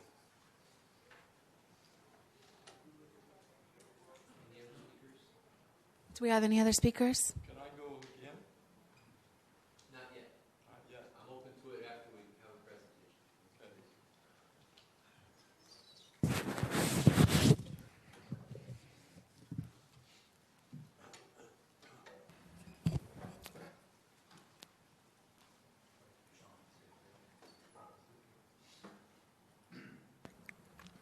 Good evening,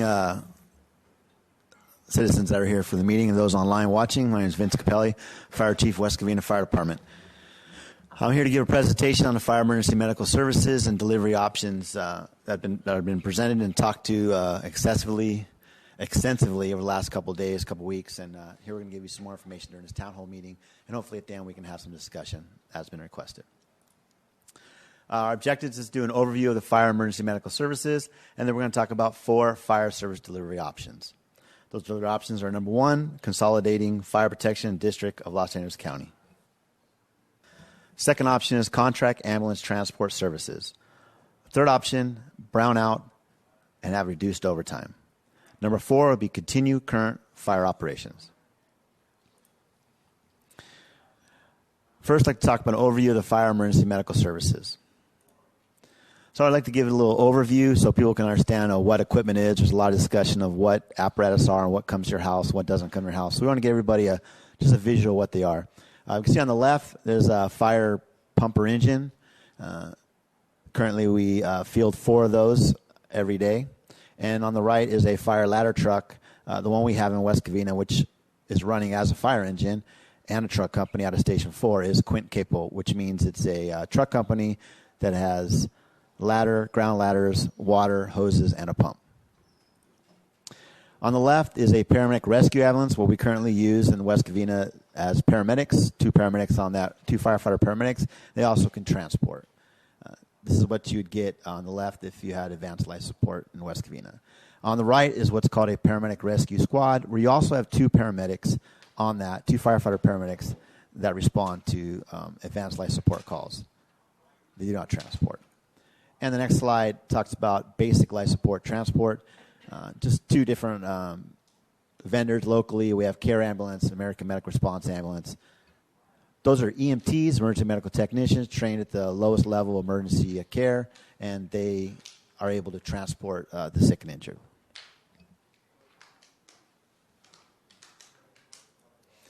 Continuing, I'd like to talk a little bit more about emergency medical services. There's been discussion about tiered dispatch.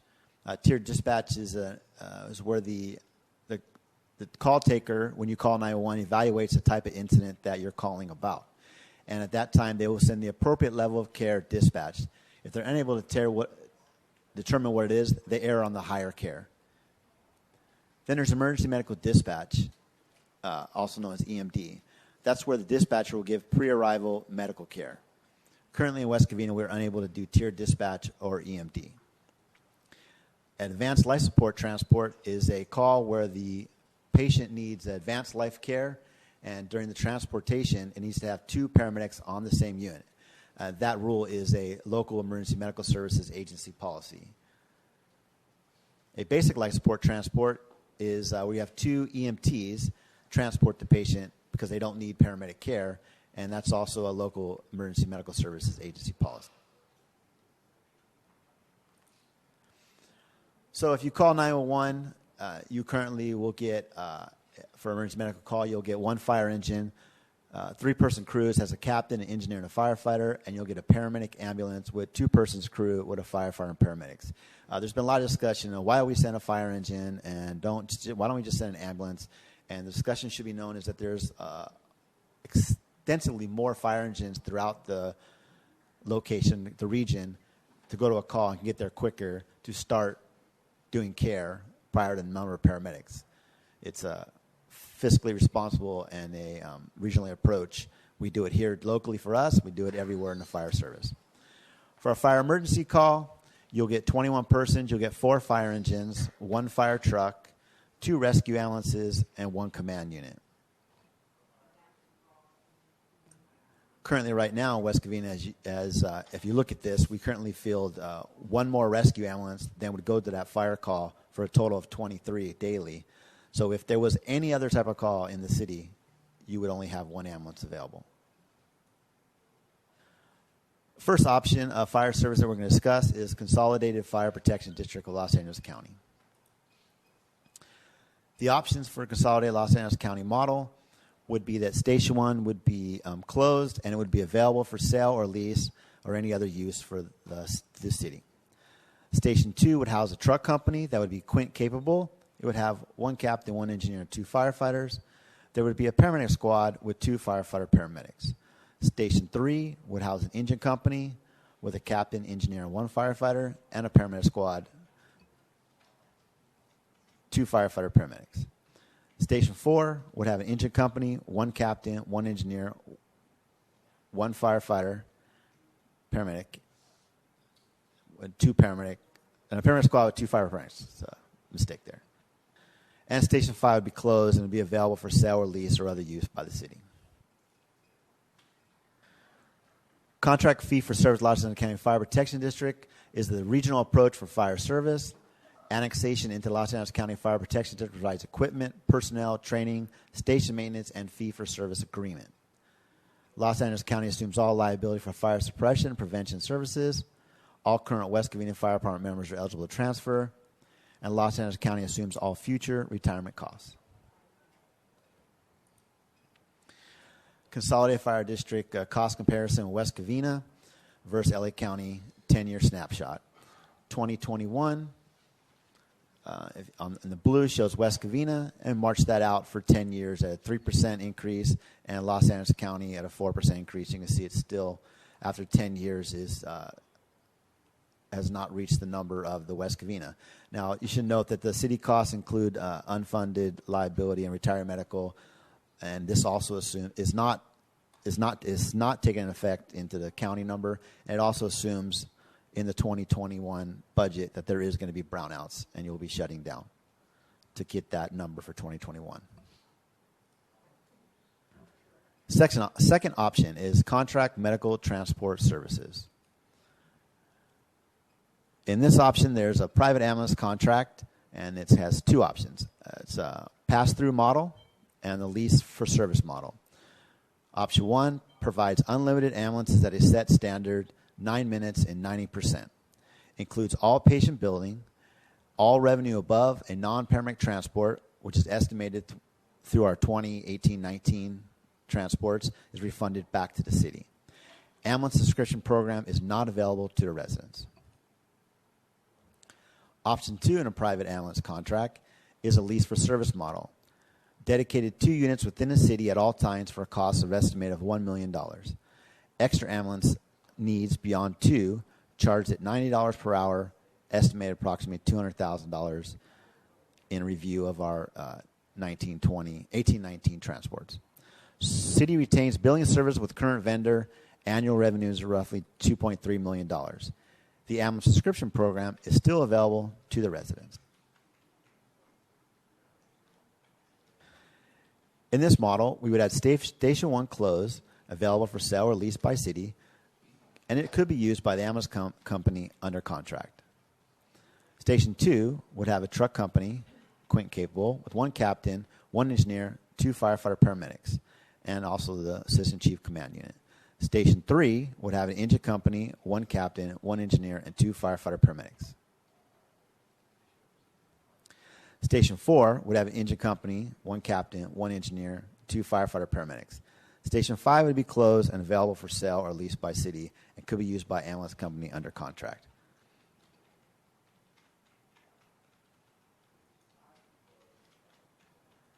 This reorganization through elimination of 2 fire engines and 3 paramedic rescue ambulances, contract patient transport, private ambulance service. There will be 2 engine companies with 3 personnel will be staffed with 4 personnel. 1 truck company with 4 personnel will remain 4 personnel. 2 engine companies with 3 personnel will be eliminated, and 3 rescue ambulances with 2 personnel will be eliminated. The daily staffing for this would be 13. Option number 3 is the brownout with reduced overtime. The brownout would continue at our current fielding of resources. Engine company with 1 captain, engineer, and firefighter paramedic at Station 1 with 2 firefighter paramedics and a paramedic rescue. Station 2 with an engine company, captain, engineer, firefighter paramedic, 2 paramedic rescues with 2 firefighter paramedics, 1 command vehicle with assistant chief. Station number 3 would have an engine company, 1 captain, 1 engineer, 1 firefighter. Station number 4 would have a truck company that's Quint capable with a captain, engineer, firefighter, and 1 firefighter paramedic, and a paramedic rescue with 2 firefighter paramedics. Station 5 would have engine company, 1 captain, 1 engineer, 1 firefighter.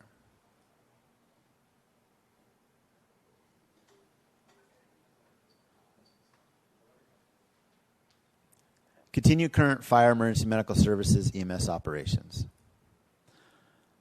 And as I just described, option 3, same services. Current deficiencies for option number 4, if we did a status quo and kept the current services, would we need station improvements, rebuilding Station 1, including a training facility. There's deferred repairs in Stations 2 through 5. Vehicles that are currently needed, there's 2 engines, a Quint, and 2 rescue ambulances are also needed. We're in need of equipment, personal protective equipment, breathing apparatus, and communications. We currently need Engine 4 back in service, the personnel for that, a deputy fire marshal, and a fire inspector. We also need training for hazard materials and urban search and rescue. In this slide, it shows that the city of West Covina, and related to the city of Manhattan Beach, Beverly Hills, and Palos Verdes, states, which are the other 3 cities, are cities that also do not have any increased utility taxes or sales tax. And they fund their fire departments at the numbers you can see there in the cost per population. The cost per capita nationally is $348 that we spend on the fire department. In California, the standard for cost per capita is $414. In West Covina, we only spend $191 per capita for our fire department. The second chart is the cities with sales tax increase or a utility users tax. These are cities that have dual service, which means they provide fire and police. And as you can see, again, West Covina serves well below what the other cities that have dual service do. And firefighters per capita nationally is 1,000, locally is 1,100, and currently West Covina has to have 1 firefighter for every 1,500 firefighters. 1,541 per population. Cost and comparison for Consolidated Fire District. On the left, you see the county as Consolidated Fire District Station 2 with a quint, 4 positions at $3,333,716. 1 paramedic squad at 2 positions for $840,000. Station 3, an engine company at 3 positions for $2,629,351. Paramedic squad, 2 positions, $1,260,000. And Station 4, engine company, 3 positions, $2,629,351. And a paramedic squad for 2 positions, $1,260,048. And you may be asking why are the numbers separate? Is that a difference because they opt in a cost share and they will pay for some of the resources on these apparatus. And this way, because they know it does serve West Covina and also other communities as well. Their communities regionally approach serves West Covina. On the right side, you see the city of West Covina, currently at station for, if we had the same model, Station 2, and we had a quint of 4 positions, it would be a cost of $2,940,000. 1 rescue ambulance, 2 positions, $1,343,000.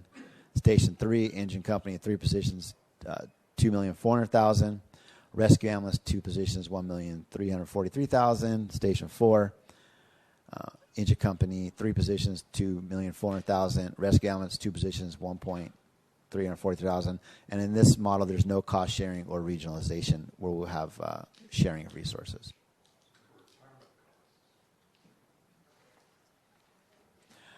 So we have here is a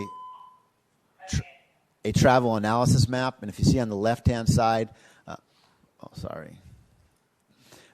Los Angeles County fire stations only. If we took this map and evaluated all the county fire stations that are around West Covina, and we did not take into account the 3 fire stations that would remain in West Covina, and as you can see, the LA County Fire Department, again, just utilizing the fire stations outside of our district, outside of our city boundaries, can reach the entire city within 6 minutes, and there's a number of overlapping. You see the colors that are darker, that means there's overlapping of LA County stations that can reach city residents in 6 minutes.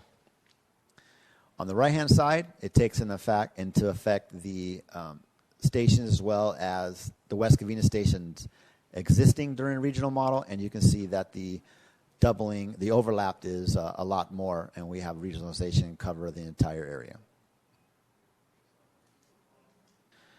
This map here is a map showing city and LA County Fire local stations. You can see we are surrounded by a number of fire stations, and there's a number of fire stations closer to a number of areas within the city, as well as some of our areas that are closer to LA County sphere of influence and their jurisdiction that can be utilized during regionalization. This slide here is a Los Angeles County fire model. We took in consideration cities of Azusa, Covina, El Monte, and Pomona, and we looked at the year that they began their contract with LA County, and we got the contracts from there and spoke to them and looked at what their contract was for 2019-20. And as you can see in Azusa, over the 23 years, their average increase per year was 3.2%. Covina's average over the 23 years was 4%. El Monte's is 3.8%, and Pomona's is 3.5%. So with this, going by the city budgets, we also took into account the city of West Covina and our own budgets from 1996 until 2019, and average percent increase per year is 4.5%.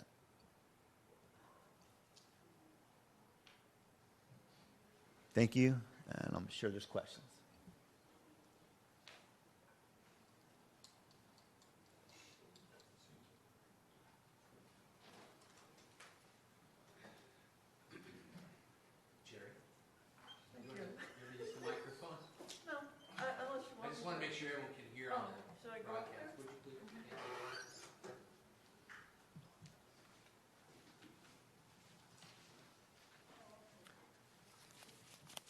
What I find so infuriating, and it is infuriating, it's been on social media before the election. I've dealt with Mike, I've dealt with Matt on social media, and the one answer, the one constant is no change to the fire department, no change to the fire department, no change to the fire department. We're underpaid. We're having to be forced to work overtime. No change to the fire department. And it gets infuriating eventually. This particular process, none of you were here. You didn't live in our city. All of the institutional knowledge got fired, pushed out. We residents care. Now, if we were respected by the fire department, and many of us aren't, we could dialogue. I'm a reasonable person. I do think there's some needs that should be addressed. But they have a high absenteeism rate in that whole industry. It's pretty well known. And you have to cover them with overtime. It's manufactured. If we could just see a little bit of effort on their part to recognize this is not a wealthy city of Beverly Hill residents, okay? Most of them, to my knowledge, all of the firefighters do not live in West Covina. I would love to be working with the city and solving this problem. I do think they need some equipment. But they have to give something back once in a while, too, which is a respect for our budget. There's none. This is infuriating because it's more of the same. Absolutely more of the same. What happens to the local control? It's gone. County Fire has major overtime issues. It's in the news. We're not stupid. We read. Let's work together. We need to come. We want our fire department badly. This got thrown on us when the finance director in an audit committee meeting and I've transcribed it, happened to mention this as one of the options being explored with the budget. This should have been respectfully transparent to the public like it had always been in the past. The fire department is the one that is constantly wanting to go county. So why in the world did it have to get shoved on us at the tail end of the budget process? This is wrong. Public sector works on process and laws and transparency, and in my view, honesty. And when you guys do it this way, you infuriate us. It's insincere. Please work with us. Yes, you need some stuff. But we also need some respect to our budgets. And it's just missing, Mike. When I did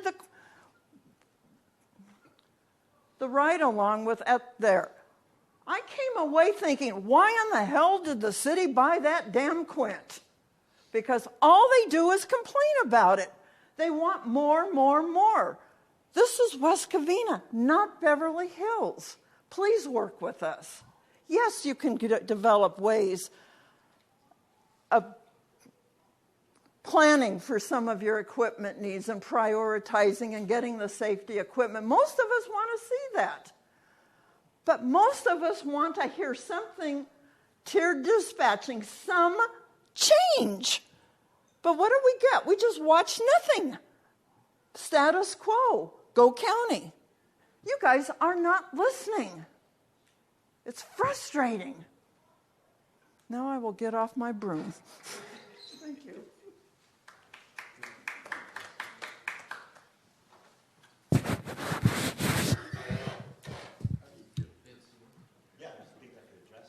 Bill, you mind holding on a second?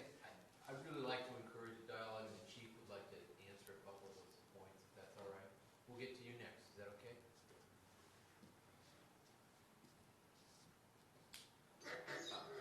I appreciate that, and I understand your frustration. I really do, and I apologize if I don't show that to you, but I'm trying. And it's an evaluation of the fire department, though as you stated, I haven't been here, and I'm new to this fire department 2.5 years.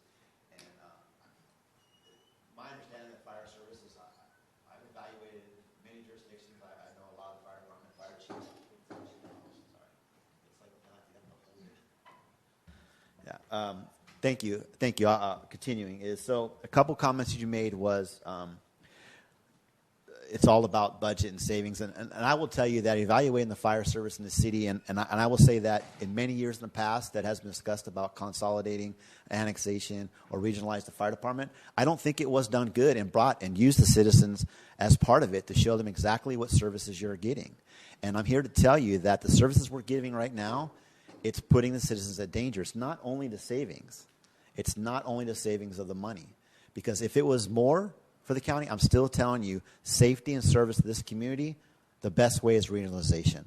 Right now, with the current resources we have in the city, our average response time is 6 minutes and 43 seconds. A third-party, independent, non-fire department evaluation company said that the fire department in LA County can do it without the city stations here can do it in 6 minutes.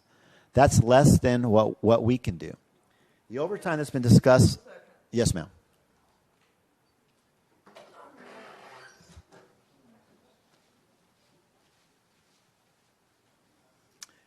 You totally ignored a lot of what I said. I'm going to add a new thing because you weren't here. But the previous city manager, the fire station on Puente and Sunset, which got me very involved, was the one they wanted to close, move down to Palmview Park. We don't want it on the park. That was a big issue. That particular station's falling apart. And you want to keep it open with this? This is a flawed plan. I'm sorry. I don't buy it. Why is it that station staying? It's okay because we're going to have to put in a ton of money to fix it. Let's put the ton of money in it and fix it and keep you. That's the point. When you go approach something with why you have to go county, which he has wanted to do for years, that's the only thing you're listening to. Go county. What if we came up with a way and started fixing things? Thank you. Continuing, I would have to say I agree with some of that, yes. And we have advocated, as well as the city manager and the rest of us, that if we were able to find ways to revenues into the city budget to fund the fire department properly so we can have the correct resources to mitigate the emergencies that are here and be an all-risk fire department, I think everybody would agree that we want to keep the West Covina Fire Department. But as we're doing business now and the way it looks for a long-term future, we're not going to have those revenue streams coming in to fund the fire department. They did it backwards with the big raise. And then, this is knee-jerk budgeting. Let's give them a raise. You know? and then continuing with your stations is with redistricting through regionalization, you can actually decide which stations you would need. And also when you're regionalization, you discuss with the other districting of those stations. Because we could keep Station 1. The problem is, at this time, Station 1 would need to be rebuilt and Station 3 wouldn't. It would just need some work to it to keep it up and going. We wouldn't have to rebuild it. Station 1 needs to be rebuilt, and that would be an alternative to keep that and have the county use that one as a regional station and then redistrict a different way. So with regionalization, you can decide which way you want to redistrict depending what fire stations you use. And we're lucky we have the option, if we chose to regionalize, to use Station 1 or Station 3. The reason Station 3 was chosen is Station 1 is beyond repair, it's costly, and the revenue stream is not there. You also comment about overtime. There has been much discussion about overtime and the exuberant overtime costs. What was failed to mention is that article from the overtime did mention that majority of the overtime within the 2018-90 budget of LA County was due to mutual aid, floods, earthquakes throughout the whole nation, throughout the region. Was due to the units going throughout the whole world, and it was reimbursed to the county. Tier dispatching, I agree to you. We should be having, we are the only department in LA County does not have tier dispatching. LA County Fire does tiered dispatching. They also have EMD, as I discussed. We don't have that here, and we don't see the revenue stream to allow that to be used within West Covina. The dispatch center would need new personnel. We'd need more money to get the software, more equipment. So that resource and that very vital tool to get the proper resources to service the community is not available in West Covina, but it is available at regionalization.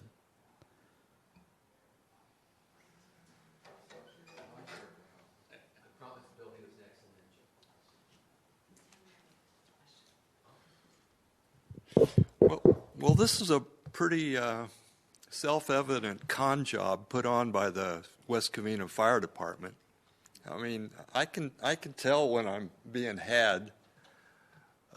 This is going to have to go before the West Covina voters. It's been before the voters before, and it really is. There's no need to get it before the voters again, because when it's been before the voters in the past, you know, it's going to go down by 70 or 80%. It's self-evident. They've been wanting to go county for years, and unfortunately, I don't see any city councilmen here. They're probably not too interested in input from the public. Maybe they're at their homes doing the Zoom thing, but they're not here listening to all the comments. We have a vacuum of leadership in the city. We have no policymakers. We have no legislature. They've advocated. The fiscal emergency means they're not policymakers anymore. They're policy ratifiers. The staff makes the decisions, and all they do is do their rubber stamp. There's no policymakers. And even if there were policymakers, the people on the council have no idea how to negotiate a contract with the LA County. Most of the cities that have done that have regretted it.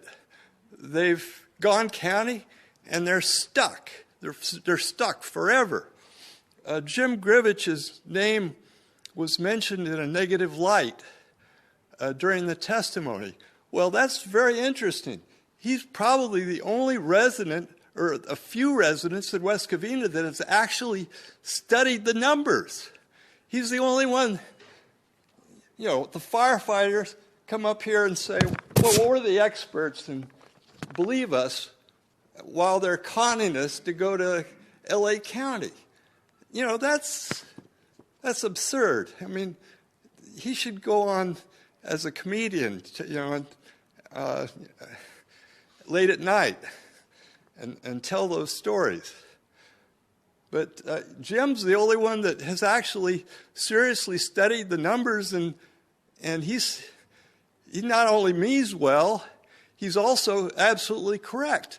And the only way to prove that is to put this issue on the ballot again, and the the voters are wise. They'll figure it out, and it'll just disappear.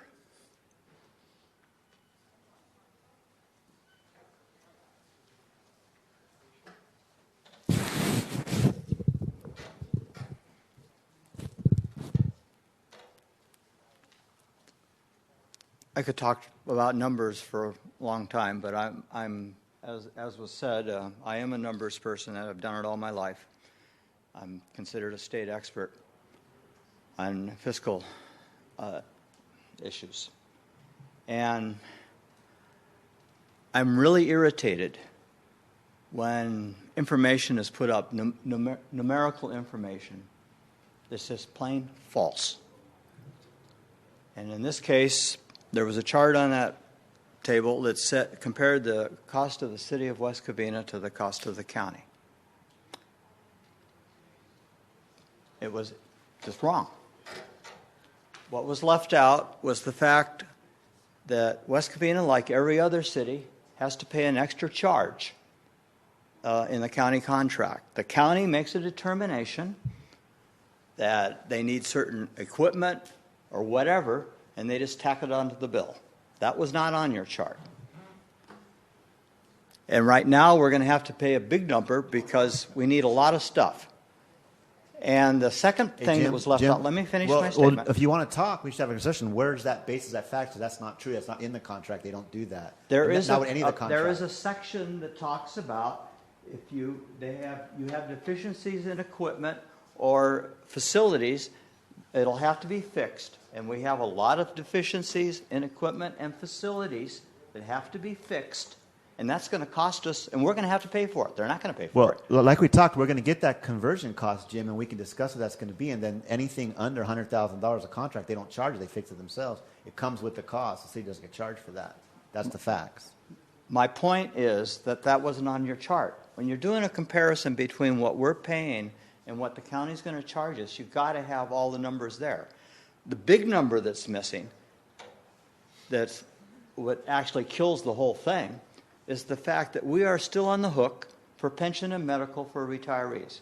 That's $4 million a year. That completely switches the numbers. Instead of us looking like we're more expensive than the county, all of a sudden we're cheaper. Because when we do our own, we pay for our medical and our pension. The county doesn't pay for that, so we're still going to have to fork over $4 million a year. That's this year. The number keeps going up.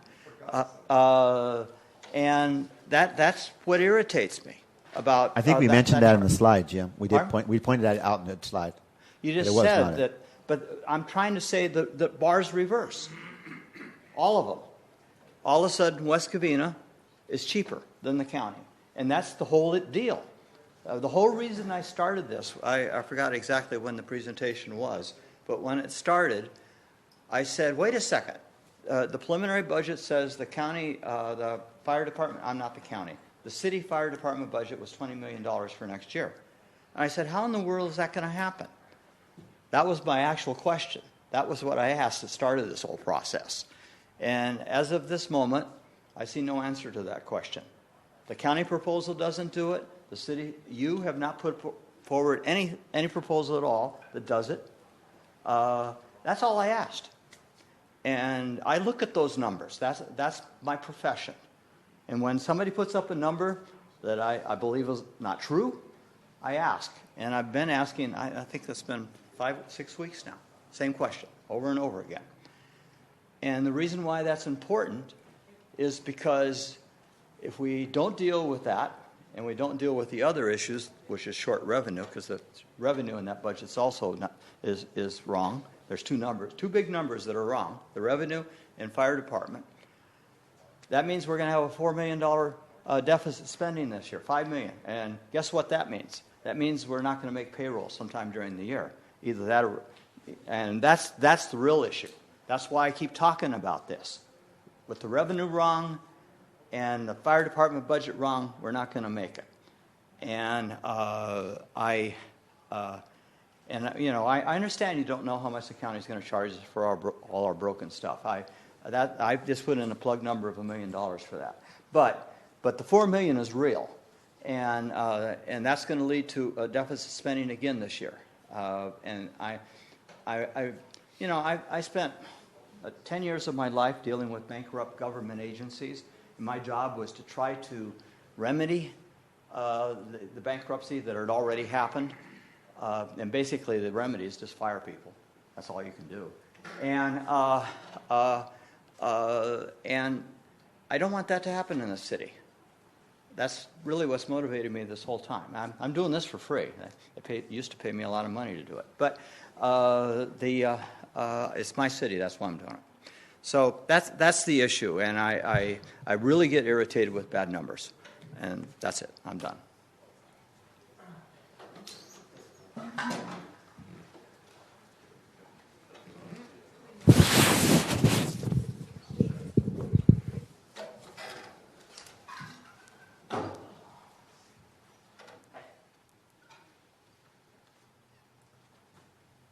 So I just wanted some of the points that I made earlier were on there. Are we able to go back to anything here? Sure. Response time, overlay. This is one of the big ones, right? This is what we look at, the service to the community. No, one more back.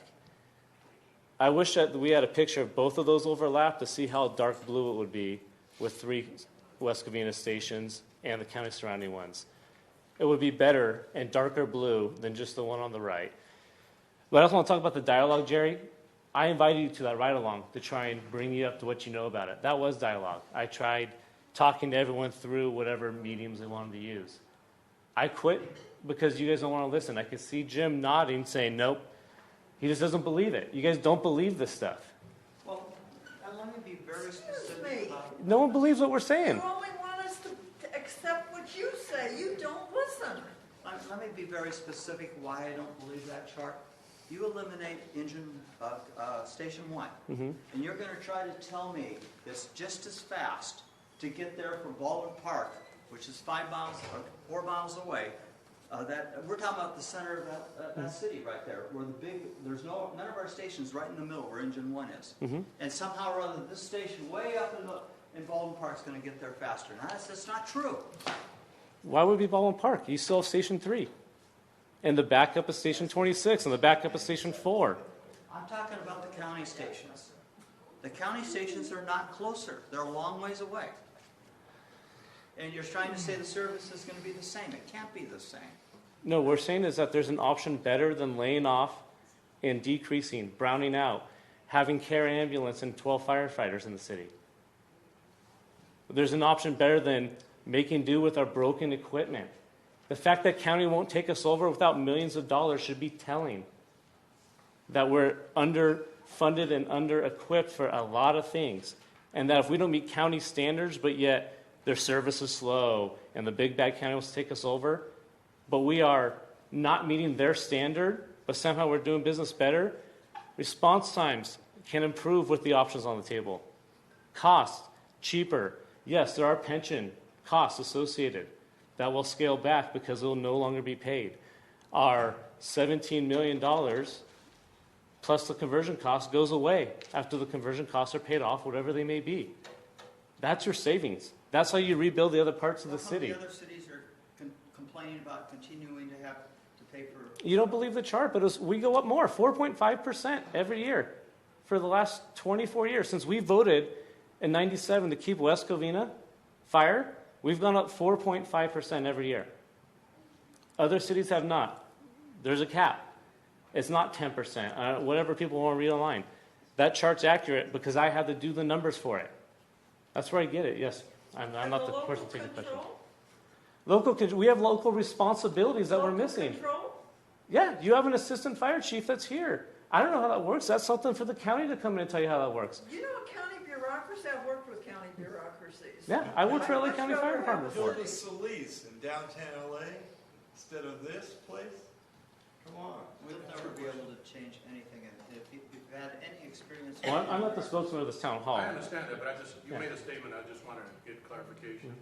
Is that our standard is inadequate for the service provided to West Covina, or it's just not adequate for the standard that the county provides, because their service area is far greater, so therefore their standards are going to be far higher than the one we operate in. But the one that we currently operate under, are you saying is and has been inadequate? Yes, that's what I'm saying. The unfunded capital improvements that year after year since 2012, when I started paying attention to this budget, when it says capital improvements, new turnouts, rebuild Station 1, rebuild Station 3, and there's no money every year, and people still work in those buildings, County Fire isn't going to step over cockroaches to get out of bed like we do at Station 1. Just one other follow-up question. Our current model has a problem with overtime, absentee, according to state rate. I also noticed that we have paramedic firefighters. That comes at a cost. San Bernardino County, where my daughter's employed with the fire, they have paramedics. Not only are they on a tier system, but they have just paramedics, which is far less of a cost to the city, to the county, excuse me, than is to our city, West Covina, because we're operating under this premise of the need of a firefighter paramedic, which comes at a far higher price, as I said. Why is that? Why can't we, instead of changing the model, which is rather draconian, tweak the current model in the areas of revenue enhancement, so that we can maintain our current number of fire stations, not have to lose 2, keep the personal touch that comes with our own fire department, and then all of this is wrapped in a spirit of, not long ago, you guys kind of forced a 12% increase rate, pay raise that was predicated on money that either would be found or the hope that a sales tax would pass. So you kind of put the... Well, let me answer the first question. I'll say, if you go back... Real quick. Oh, I just want to get one at a time. Go back and forth. Okay. So paramedic firefighters is because we have firefighters and we need a certain amount in a city. In that city, just West Covina, from my standpoint, from the safety of myself, going into a burning building, I don't want to rely on 12 firefighters left in the city if we decide to get away with the paramedic rescue ambulances because they're also firefighters. They're doing the dual role because we need firefighters when we need them. We need paramedics more often, but you can't put all your eggs in the paramedic basket and then take all the firemen away because you don't need them that long. It doesn't work that way. You still need the same amount of firefighters to fight a fire, whether it's once, one day, or 3 times in the same day. That's just how it works. You didn't hear me propose that, did you? Yeah, well, that's what you're asking. Why wouldn't that San Bernardino? No. I didn't propose to get rid of the firefighters. That's what's on the table, though. They need to find cost savings. That's the option. That would be a cost-saving measure. To not have to hire or have the requirement, the standard, West Covina standard of it being firefighter paramedic. Now that doesn't mean that we, in addition to that, I don't see our fire department, and I may be wrong, but being overwhelmed by fire as compared to medical service, right? So that's the majority of our calls are EMS. Right. So needs attention. Your idea that you don't want to be left out in the cold or in the heat, better said, without fire service or backup, I don't think is as likely as the need of medical services being readily available to the residents, where with this change in model, we would see a reduction in the number of fire stations. As Mr. Grivich pointed out, there is no way conceivably that you could say that traveling from Baldwin Park, you can beat the time than traveling from Cameron and Sunset Fire Station to where I live, on Cameron and Lark Allen. Right. I forgot where I live. That's just that flies against my And I don't. What is your name, sir? What's your name? Jefferson DeRue. Mr. DeRue, Vince Capelli here, Fire Chief. This is my Good. I just think personal. We're just trying to figure this out, right? No. Well, I'm being told that I don't want to have a dialogue and stuff like that when I've reached out plenty of times. I was really offended by the running into burning building rhetoric, because we had guys that stormed Omaha Beach running into machine gun fire, and they weren't at a very high pay rate level. That was Omaha Beach. And just So, Mr. Drew. running into burning building rhetoric, I mean, this is just a con job by the fire department. So to answer your original question, the first one was the discussion about times and responses is currently, as our current footprint of resources that are allocated to respond to calls, we do an average of 6 minutes and 43 seconds, with the national standard is below 5 minutes, and we're at 6 minutes and 43 just with the West Covina Fire Department. Currently, right now, with our current footprint with 5 fire stations for a medical call, once Engine 5 is on a call, and we just took Engine 5 as the communication, or as the evaluation, it's roughly 11 minutes to get to a call there. And what we're trying to get to understand is regionalization. If Station 5, let's say they're on a call now, and a West Covina unit has to go to that call, not utilizing regionalization, it's roughly 11 minutes to start medical care for the first due unit to go. With regionalization, it's 6 minutes due to the crawl maps and the time, speed limits, and the amount of times it takes with the other adjoining stations. Secondly, your talk about San Bernardino and LA County, 2 different emergency medical services agencies, and the requirements in LA County require us to have 2 paramedics respond to the call. Now, if we had paramedics and we had to pay them to run those calls, and obviously the finance department would have to determine what it would cost to have fire department, to have paramedics only, and then also have firefighters, as you stated, I believe, and I'm just off the cuff thinking about costs for employees, it would cost us more to have one person that's a paramedic and one person that's a firefighter. I think it would cost a whole lot more.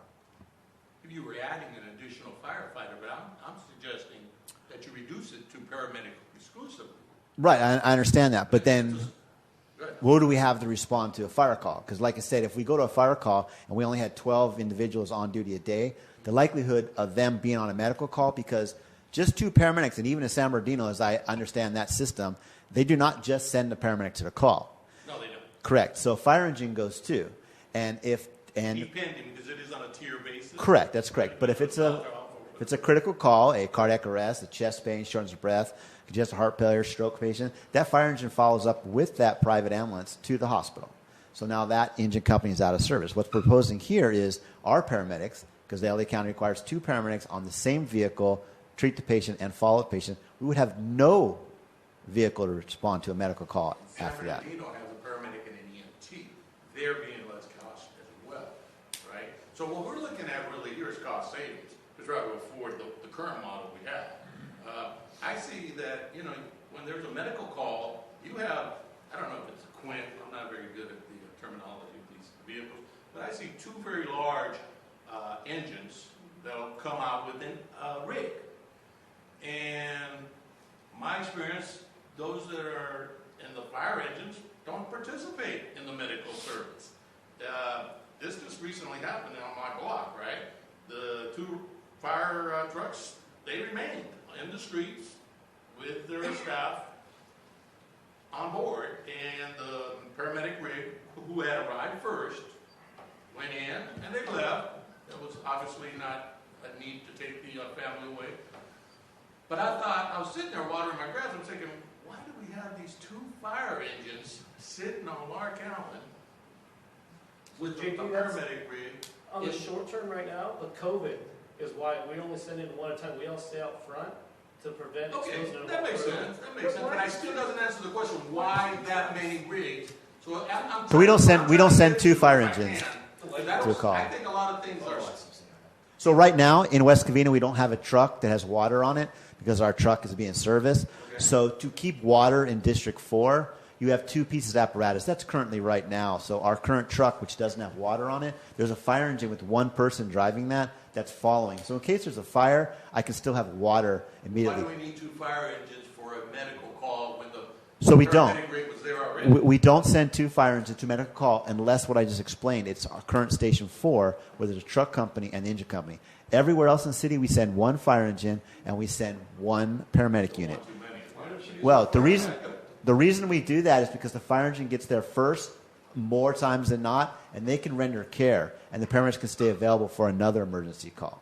So that's very common in the fire service throughout the United States. So these things that have been identified, overtime, the structure of the paramedic firefighter, compared to San Bernardino, where they actually, I don't want to say dumb down or lower the standards, but they have an EMT, which is obviously less pay cost to the county.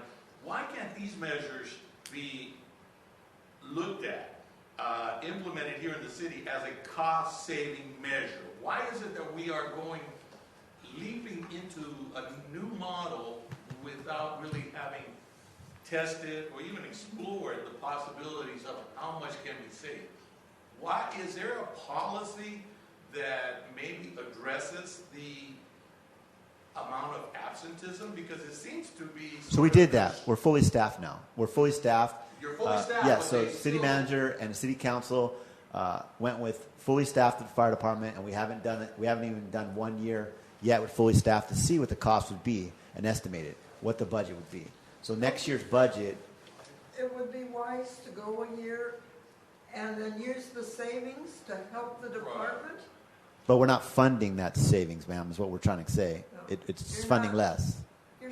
How do you fund savings? No, you have to save it before you can realize some sort of benefit from it. Right now, it seems like it's being used up and as fast as it comes in, right? I mean, in terms of overtime, that was a runaway train. In terms of the structure you have, the paramedic firefighter, that can be looked at. There's no law that obligates you to have that structure. So Just that we're required to have 2 paramedics. That's correct. It does or does not? It requires an LA County to respond to advanced life support.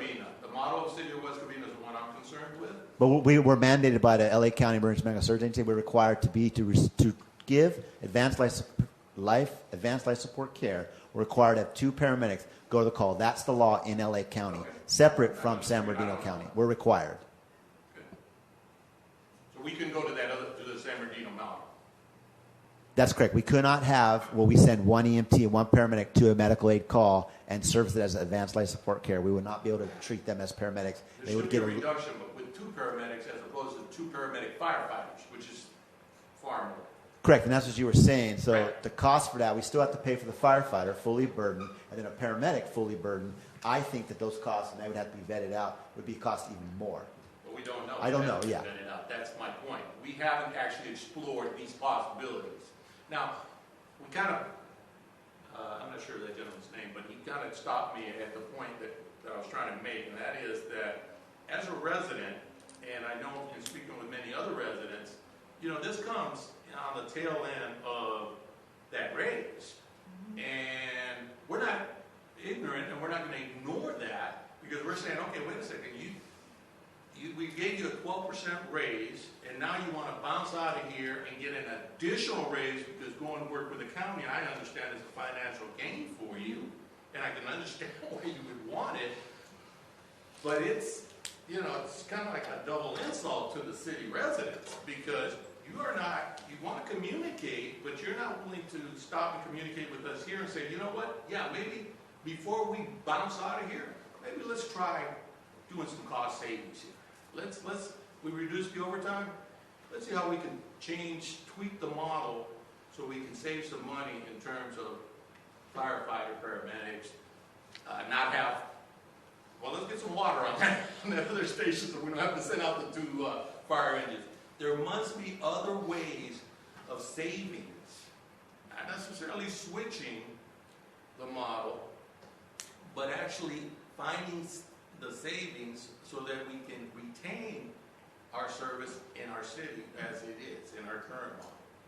I haven't seen that explored. In fact, city council and city manager has really been mute on sharing with residents these possibilities. I saw a matrix published by Mr. Grivich that I was under the impression was going to be presented to the residents. It was scratched. I'm not sure why. It was a very illustrative matrix. Had 3 different models. The only model I'm seeing here tonight is your model, right? With kind of the caveat that, hey, it's better than the current situation, but no real comparison. And honestly, no real numbers. Because you know, you have to reconcile the difference here for me between what one of your members in your audit committee is saying and what, well, I can't say Robin because she hasn't spoken, but what the chief has said. And so that creates a little bit of cynicism. Usher.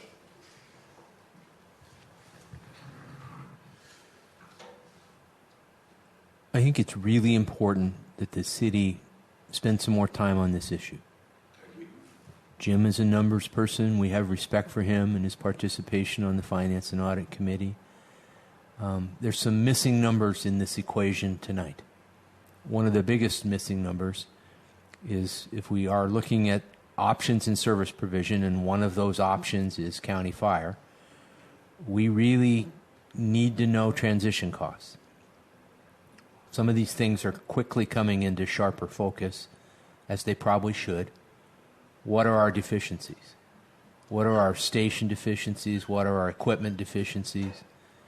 Christmas, we had a situation where one of our ambulances broke down while transporting a patient this week.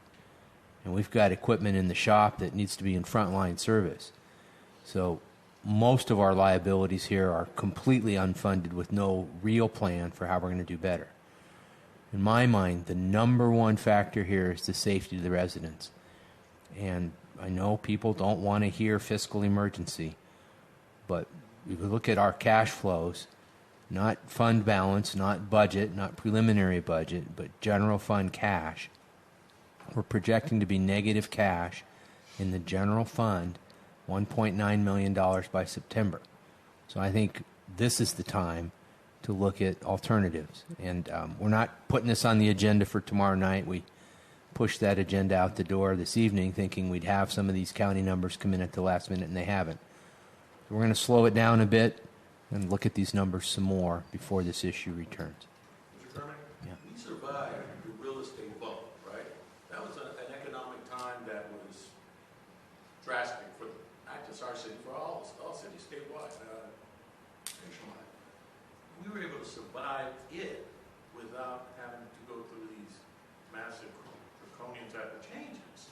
Now, because I've heard you mention that it's due to the epidemic or the pandemic that we're suffering financially so greatly, but I'm not convinced that that's truly the reason. I think it's more than just one factor here. And I think fire and police, which we all know consumes the majority of the budget and continues to demand more, and now is telling us that its standard is less than the standard it should be, which is the county standard. And I don't agree with that because I believe that the service area for the county is far greater, so their standard should be higher. We will not meet their standard. They could, conversely, they can come to us and say, you know what? You need to raise that standard. It's going to cost you more money because it needs to complement the service area that we are responsible for. And that's why. Not so much because our standard's low, it's because we are going to take on their service, and therefore they need us to complement their demand. And that's the reason, it seems to me, far more likely than it's because our standard's low. Because we've lived with our standard, and honestly, I think police and fire in the city of West Covina are doing pretty nice. They're pretty nice. I mean, they went from Chevys to SUVs, training dogs. We were gonna give them a BKK, all sorts of good stuff, right? So you can cry, a river, but I honestly don't see West Covina Fire or police suffering, and honestly, I don't feel that we're getting the service as residents that we deserve, considering how you guys are being compensated currently and in the future, because we're on the hook for your retirement with some pretty nice perks, right? So that's part of that talking that Ms. Buttress was talking about. Why don't you guys need to give a little bit? When there's economic hardship in homes, mine say, first thing I do is to tell the wife, Where do we cut?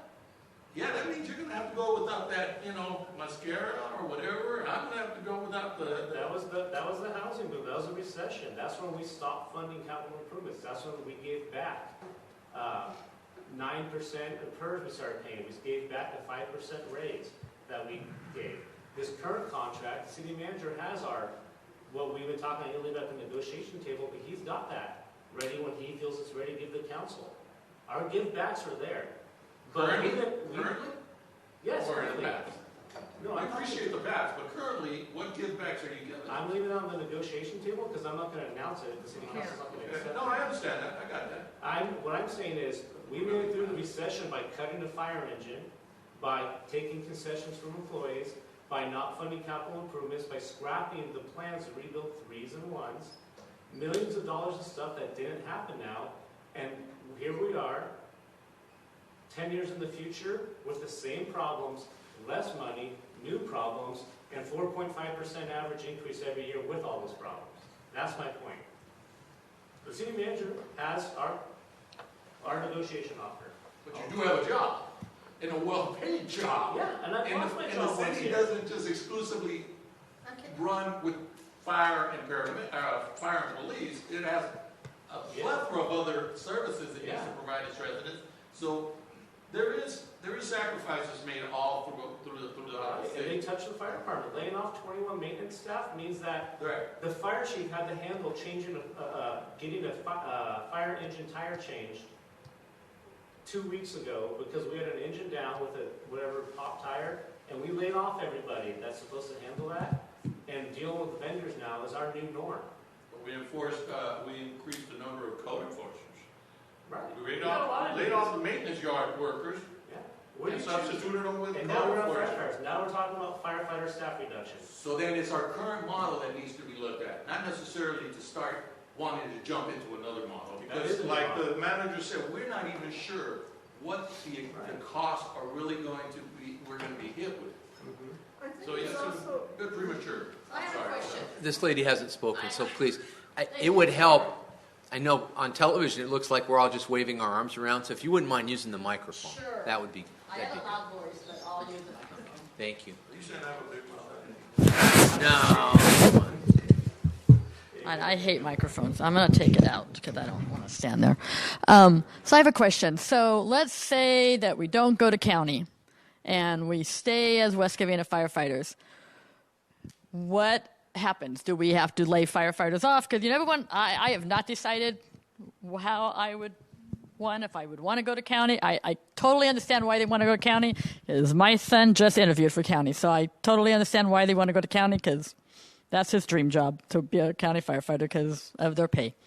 And I actually talked to him before I came over here as to what stations would close and where the other stations are. But so I could care, not that I care less. We're gonna have the chief answer that question. But let's say we don't go to county. Budget-wise, are we going to lose firefighters? Because everyone's talking. And I read all these comments on Facebook, and they drive me crazy. And everyone's so mean to everybody. And but everyone's talking about how they can't, their pensions. Well, I worked for a public utility, and I got laid off, and I got a great severance package and a nice pension that has quadrupled since I got laid off, So, everyone's entitled to their job and everyone's entitled to a pension and, and they're entitled to make as much money as they possibly can make. That's my goal in life, That's what everyone's goal is. So what would happen if we stayed here? If they stay with West Covina? I want to know. Your option 2. I didn't understand the option 2. Okay, I'll try to do a little bit better job. I apologize. It's kind of, as I answer your question, I'm going to answer Mr. Dury? JD's question is there was 4 options, was consolidation with Los Angeles County, was workforce reduction, laying off firefighters, and contracting our transport services with a private vendor, browning out, which means we don't backfill when somebody's on leave, and the other one was staying as the current model and funding the needs of the fire department. So to answer your first question, what happens if we stay? There's 3 options with keeping West Covina Fire, which is 2, 3, and 4. The first one would be we would have only 2 fire engines and a truck, and they would respond to all calls in the city, and the transportation would be done by a private ambulance. So we'd have. And Station 1, I always forget what Station 1 and 3 are because I call them church, and I have different names for them instead of. So Station 4 would be Bigly Dreams. You can call it I that. know where 4. I just never 1 and 3. I never know. 3 is 1 is which Puente. One is by Cameron Sunset. Okay. So 1 is one that was by Queen of the Valley. Yes, Okay. that's correct. So 3 is by my church. Okay. By your church. So I would say your church. So that would keep the church one, the Bigly Dreams, and Cortez Park open I know. in Model 2. And also in Model 1, regionalization with the county. And what we would do if we keep the fire department in Model 2 and 3 is we would reduce the services available locally as a local fire department, as our own ran. That's if we. So you would still close those if we stayed with West Covina. In Model 2, we would be closing 2 fire stations. In Model 3, we would have a rolling closure as personnel were off, not on duty. If we had That's somebody that was sick, brownout. injured, or on vacation, we would close out. We also have some numbers on those number 2 and 3 of what they would look like real time in recent days. We did that. In Model 4, we kept the fire department as is right now and find the way to fund the revenue source. To find money from us. Yeah. So with Model 2, the contract ambulance, we actually went by. I don't know. Would you like me to discuss that? Sure.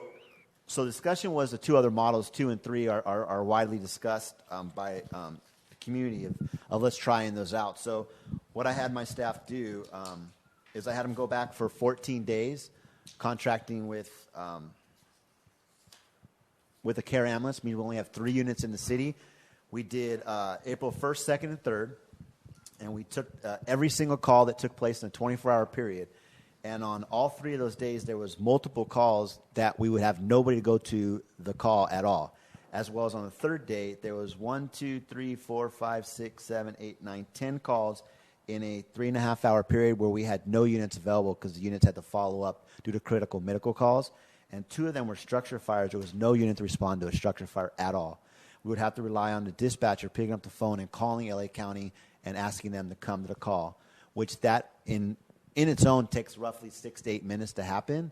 So that's 6 to 8 minutes after you called 911, after the dispatcher realized where the call is and what units go there, and then the computer-aided dispatcher realized that we don't have any units to go on that call, and calling LA County and say, can you send me 4 fire engines, a truck, paramedic squad, and battalion chief, because we don't have any of those in the city. So now you're talking roughly maybe, and I'm just throwing out there, best guess, 8 minutes before they even start responding into into West Covina. And like I stated earlier, they have good response time, 6 minutes. So now we'd get 14 minutes to the first unit can get on scene. If we did the contract ambulance service Model 2, we only had 3 units in the city. And that's taking April 1st, 2nd, and 3rd. That they don't have to respond, medical or fire? I totally apologize. I didn't understand. Okay, you said lots of sirens. There was no one to respond to some situations. Are those medical response or fire response? There was both. They were both. And what I mentioned was Fire and medical. we had medicals and fires going on at the same time. That's the way it's defined. But in reality, was it a medical situation or was there an actual fire? Because you're saying, we're so skinny on our rigs or our personnel that there's times that we don't have the manpower to respond to the calls. And I'm finding that hard to believe, but if so, is it possible it's because we're sending out 2 engines with every call that's medical? So no, these are them following up, because if we contract the ambulance company, then we would have to follow up to the hospital and go to the hospital and treat those calls. We wouldn't have ambulance to do that anymore. To answer your question, on April 2nd, well, we had a structure fire where we had 2 fatalities. We actually, if we would have had this model on that day, we would have had no units to even go to that house, which ended up being fully involved to go there. It would not be anybody respond there. So, and we had 4 LA County stations that were closer than 4 of our stations in West Covina to respond to that fatality fire. If we had the regional method, the regionalization, those units wouldn't be able to respond. So in the In the rolling brownout method, we took 14 days. We went the last 14 days, went June 1st to June 14th.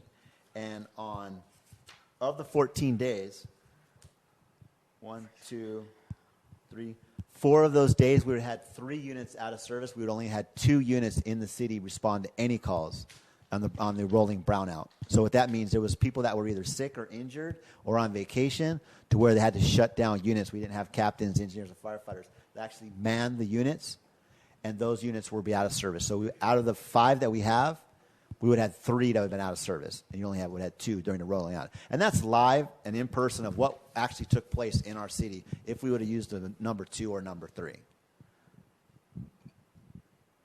I hope that answered your question. If there's more, feel free, ma'am, to ask. No, My response would be, why don't we reduce it 12%? We'll take 6 of it to repair those 3 rigs that were out and put a new roof on your fire department. That's the give and take here in negotiations that I think that's a great idea. But currently, I think that's great. And if those discussions take place between negotiations, but I'm still discussing, as I was discussing earlier, is it's not all about the savings. It's our response times to service the community properly, 6 minutes and 43 seconds as we sit right now. That response time is fluid. It's predicated on traffic, all sorts of things, right?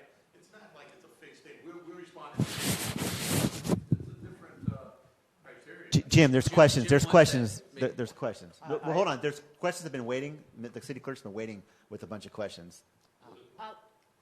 Can I go after? Can we kind of say Mr. Grivich, Ms. Patras, and then I read a question, and then we can kind of. I got it. Can we go? Okay. My item is real short. In 1997, the city did a study of response time. And the results were that the city responded to calls in 4 minutes and 30 seconds on average. And the county responded to calls, this is countywide, 8 minutes and 8 minutes and 16 seconds on average. That was in 1997. The city did that.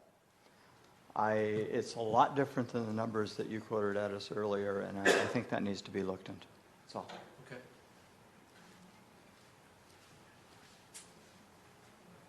We're going to take Jerry, then the phone call, then the gentleman in the back. Yeah.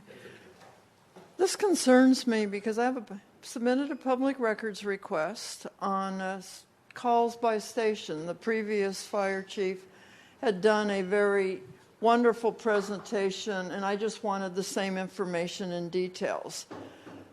One of the questions I asked, and you're smiling because you know the answers, was how many calls were they not able to respond to? And the answer I got was 0. They have been able to respond to every call. That's not what I'm hearing tonight. That bothers me. It is those type of responses that ruin, compromise credibility and trust on residents. I have a nice long little jerk around public records request from the fire department. Why not just be honest? Why not just work with us? I clearly ask how many calls, because on Facebook, you sounded like you were running around with a horse and buggy and couldn't make it to calls. Okay? And so you've got me putting in a public records request based on stuff I know the previous chief did, and I'm told lies. Please stop that. Please work with them to just get off of Facebook with the lies, and let's work together. Save some money on the overtime. You've hired everybody. Let's turn that around and start fixing the department, but stop the lies. Thank you. So the 2 comments to those are, thank you, is that the question that was posed in the public records request was, is there any calls that you don't respond to? No, it was not that way. Okay, well. That the fire department was not able to. I have the email. So what we do, to answer your question, is the fire department will send somebody on a bicycle. They'll send somebody from anywhere in the United States. We'll call for help. We always send somebody at some time. It's the response time that may be 10, 15, 20, sometimes 30 minutes. So the answer to the question is there any call where we can do a report that says that we didn't respond to? We're unable to find that. We're unable to do that. So the answer to your question is every call that comes in, at some point we send somebody. We don't put any in pending. We find somebody. We call somebody to go. So to answer your question, is there any calls? I'm assuming you're trying to find out which ones were pending or unable to respond to. We don't have that data at all. It doesn't exist. That wasn't what my question was. I knew that on Facebook, the firefighters were saying they weren't able to complete a call, that it broke in the middle of the intersection. I want to know how many of that type of call was it. That would be helpful to know. There is no report that shows that. I apologize. I wish there was. There's no report that shows that. That shows that there was a call that would be something that someone would have to make a report from, make up a report themselves. You said there was a call that broke down and they couldn't do it. This is crazy making. But Jerry, what I said was we had a piece of equipment that broke down en route to the hospital. Right. Yeah. And that's what I was asking about. Okay, well, I just told you we had it happen. I don't know about your public records request, But we don't keep data of that. There's not like a list or report. The call was eventually finished, so we responded to it. I'm sorry. I wish I was able to get that data for you. I wish we don't keep track of that at all. There's no calls that says that we had 37 calls in a year that we were unable to go to or complete. There's nothing that exists with There's that. Facebook posts that says you followed, Okay. Let's go to the gentleman in the back. I'm sorry, I think it was later. Oh, I'm sorry. If you could use the microphone, people are trying to listen remotely.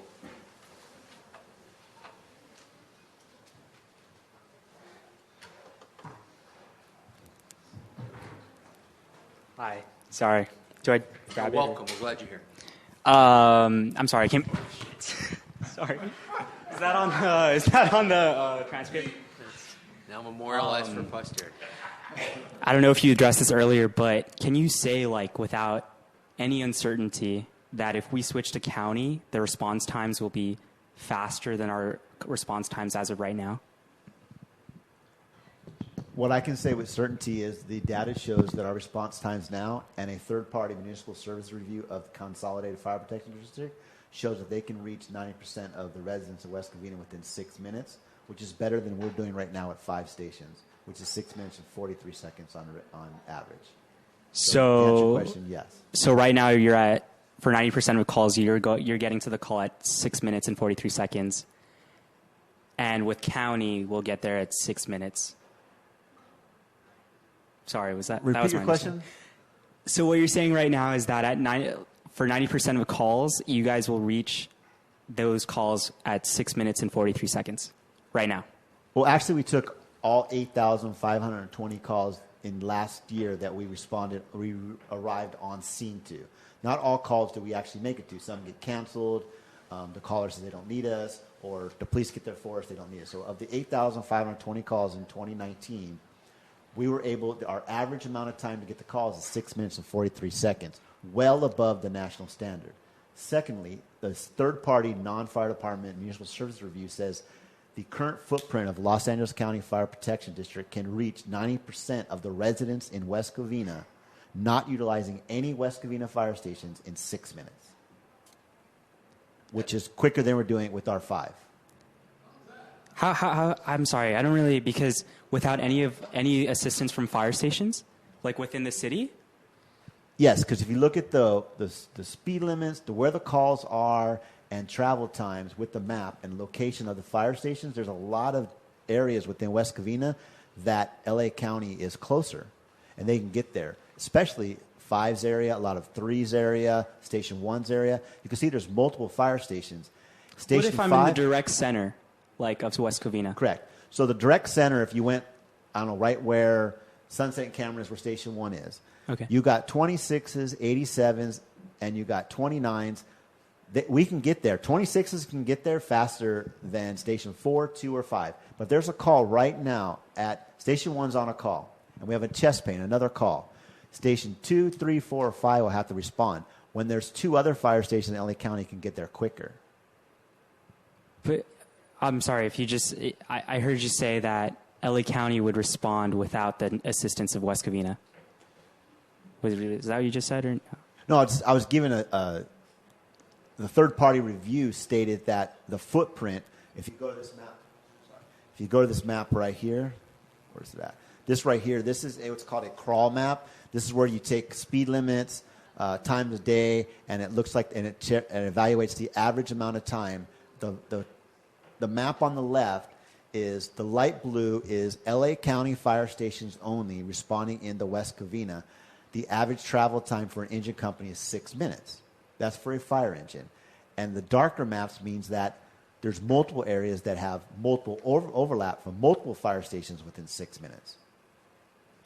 Okay, that was a lot, but yes or no, LA County is faster than us right now. Can you just say yes or no? Regionalization will be a lot faster response times. That's correct. What's the percentage of the geographical area that they can respond faster to?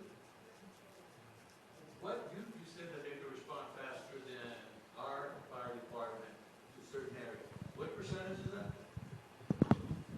90% of the residents. 90% of the residents of West Covina can be serviced with just, if LA County and no fire department, fire stations in West Covina, 90% of the residents of West Covina can be reached in 6 minutes per a third-party non-fire department municipal review I of. think it would be important to point out that that's not an option on the table. We would still retain 3 stations and we achieve the same. Which means that time would go down. Yeah, but we're weighing the pros and cons here. So if you're telling me 90%, that means that they can almost reach the center of the city faster than you guys can in your station. Doesn't make sense. That's why. How I can possibly get through the center of the city faster than we can. Because there's more, and that's what we're trying to explain, the regionalization, a number of stations that are able to service the city. See, in the San Gabriel Valley, in relation to the Consolidated Fire Protection District, there is a ton of stations, a ton of contract cities, a lot of sharing regionalization. They're using the same vehicle. They don't use a jet.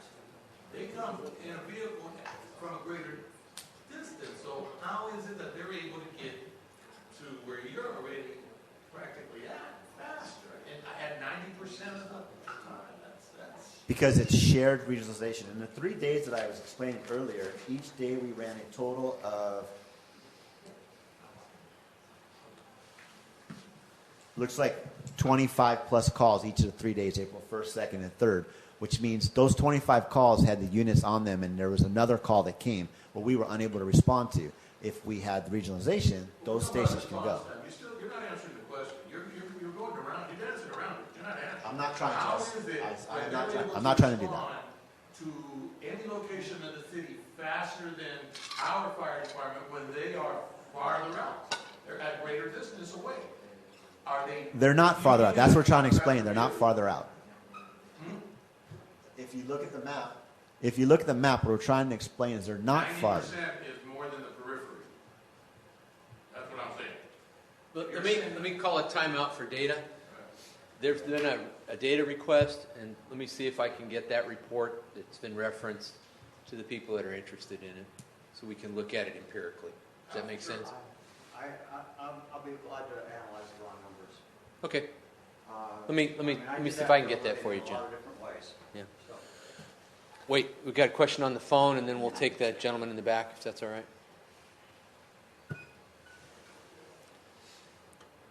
We have a question from Mr. Steve Bennett. San Bernardino does not roll on around 80 to 90% of medical calls. I have a friend who is a paramedic, and he arrives, treats, and transports without SB County Fire arriving. So tiered dispatching works.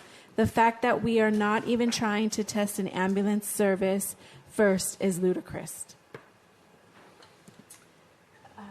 I don't think it was a question, but Chief, if you want to respond. Yeah, it's not apples to apples. In San Bernardino, yes, a paramedic and an EMT, which means that ambulance would cost a lot less contracting. In LA County, there's not any private paramedics because it costs more to field 2 paramedics, and the recoup of the funds in LA County is mandated by the cost by the county. So you can't identify, so the vendors can't make the money. That's why there's not that many out there. There's none in LA County that respond and just do paramedics.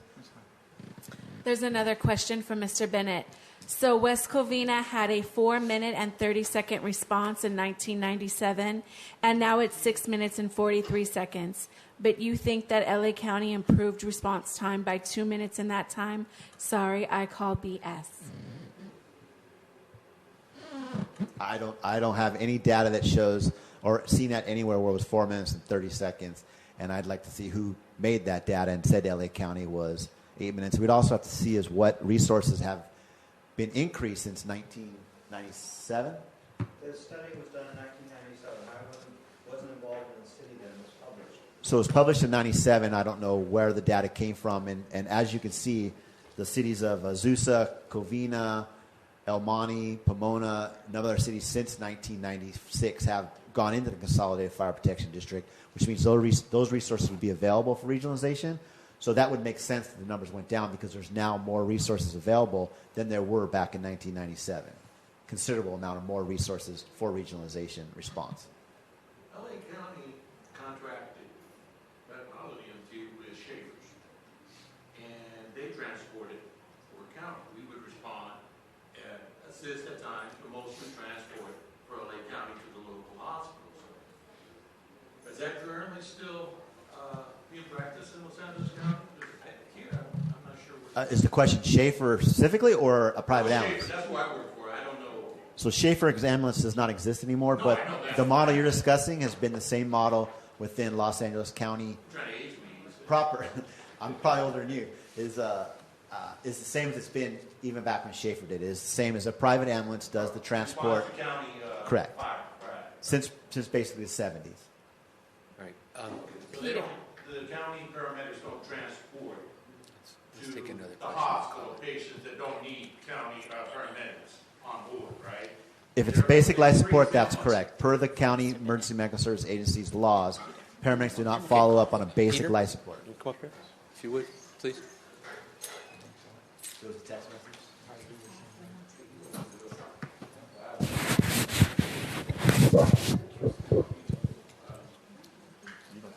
Hello again. Just wanted to say thank you for this guy. He's been cleaning the mic a lot the entire day. But I just wanted to ask, what's the harm in why are we not trying to put this on the ballot? Like, letting the people decide. I feel like there's definitely a mistrust between everybody, all the residents and the city council, or city council's not even here. I mean, all the residents and you four. I mean, it's kind of ridiculous to listen to a firefighter talk about why this decision is the greatest for them. Like, obviously you have a stake in this. What do the residents have a stake in this? Like, what do the residents, of course, want public safety. Like, I'm here, like, I don't want, less public safety. I don't want my life to be more at risk. So just let the people vote on it. They voted a while back, and they voted overwhelmingly no. So I don't know what the harm in that is. We keep demanding for third-party data, better data, more transparent data. But what we got was a slide, before that was like primarily all cons, other than for the fact that switched to county, which is only one con and all pros. So there's definitely a mistrust, and I feel like there needs to be more transparency, especially with the budget survey, which hasn't been released. It had to be released by us. The money isn't going to come randomly. It isn't going to fly from the sky. We need to have the money somewhere, and unfortunately, we have to make cuts. I'm not the guy. I'm not going to be like, oh, we need to fire people. I hate that. I hate saying we need to fire this. But we need to make cuts somewhere, and we need to talk about where we start beginning to make cuts, because switching to county won't save us from financial situation, and from what I've heard, it's going to make it even worse. I'm happy to have Jim, look at the numbers, because he seems like one of the most unbiased people here, and Jerry too. You can. I just don't trust a lot of the information that's being given out right now. I don't trust that it's entirely unbiased, and I can speak for a lot of people for that. I don't think there's any harm in putting it on the ballot for the people to decide, because this is their decision at the end of the day. So, yeah. Okay, a couple more questions. Question from Mr. Bennett. So why are not rescinding the 12% raise and put that into repairs? The fact that you are not willing to eliminate the raises speaks volumes for what the firefighters really want. If I could take that one, if I may. We're at the table with our fire union right now, and I'm going to leave it at the table, but it's significant to me.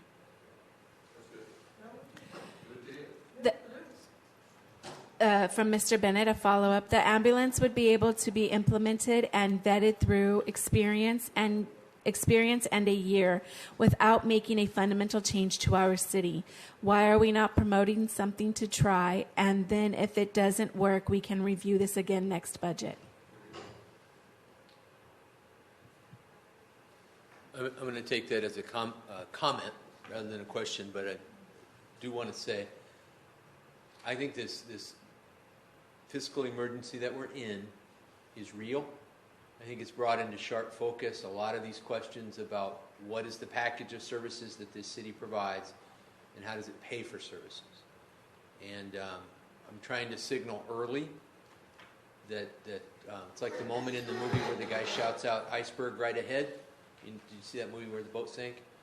And I want to try and signal now that we need to make some of these decisions. If we're going to make cuts, we're better to make them July 1st than in December when it's too late. So I want to be really focused now about some of these options for service provision. Can I say something? You may. This fiscal emergency that was given to you in terms of authority was done, admittedly, by you without providing any justification for it. Mrs. Shoemaker, in spite of the fact that she gave you the support and the vote, she pointed out that you had not provided any numbers or any real reason why they should abdicate their role in running the city or helping run the city. And they gave you this declaration, right? It seems like we're operating from a void of information, and now you're taking us on a big bounce, well, not you necessarily, but the city is considering bouncing our fire department to the county. And these are really drastic measures that, as mentioned, are not going to the voters, really have not been vetted by our city council representatives, and you have not really provided the numbers, admittedly. So why are we discussing this without even giving a try, as Mr. Bennett said, to some of these changes that have been shared here tonight? Before we jump into the the deep sea, let's look at the possibility of increasing the revenues and fixing the roof and making sure those 3 trucks that couldn't respond, Chief, are repaired, right? Are you suggesting a tax? You know what? I think he would have. I didn't think he was. I'm not, because I'm not very pro-tax. But I can assure you that you would have won the sales tax. You would have. Had you been transparent. You would have. And pointed out that, you know what, we need this, not to give them a 12% raise, but to maintain them in our city. And when things get better, no resident in West Covina wants to say, no, we don't want our firefighters paid comparable to other cities. We do. We want the best. But we want to be able to afford it. And we also offered, because I stood there, and I was one of many, who said to that council, we'll work with you on a sales tax restricted. I hear you, Chair. For pensions. That would have freed up money. A lot of this was created, not by the residents. We want to see genuine, open, transparency, honest procedures, honest processes. Created by an absence of leadership. Right. We will work with the city. When we see, I would love to. I would love to see tiered dispatching. I'd love to see different things tried. Use that money to put back in, to fix things before you just junk the system. Because we don't want to junk the system. Really pretty angry at some of the individuals. But Let me offer this, because I know you've been here a long time. Let's get some of this data that we owe you and return next week sometime and do this again. I want to keep this conversation at the center of the city's business, but I realize with some of this missing data, we're not going to get there. So I want to come back. Did you ever get the county estimate of how much they want to charge us for all the pictures?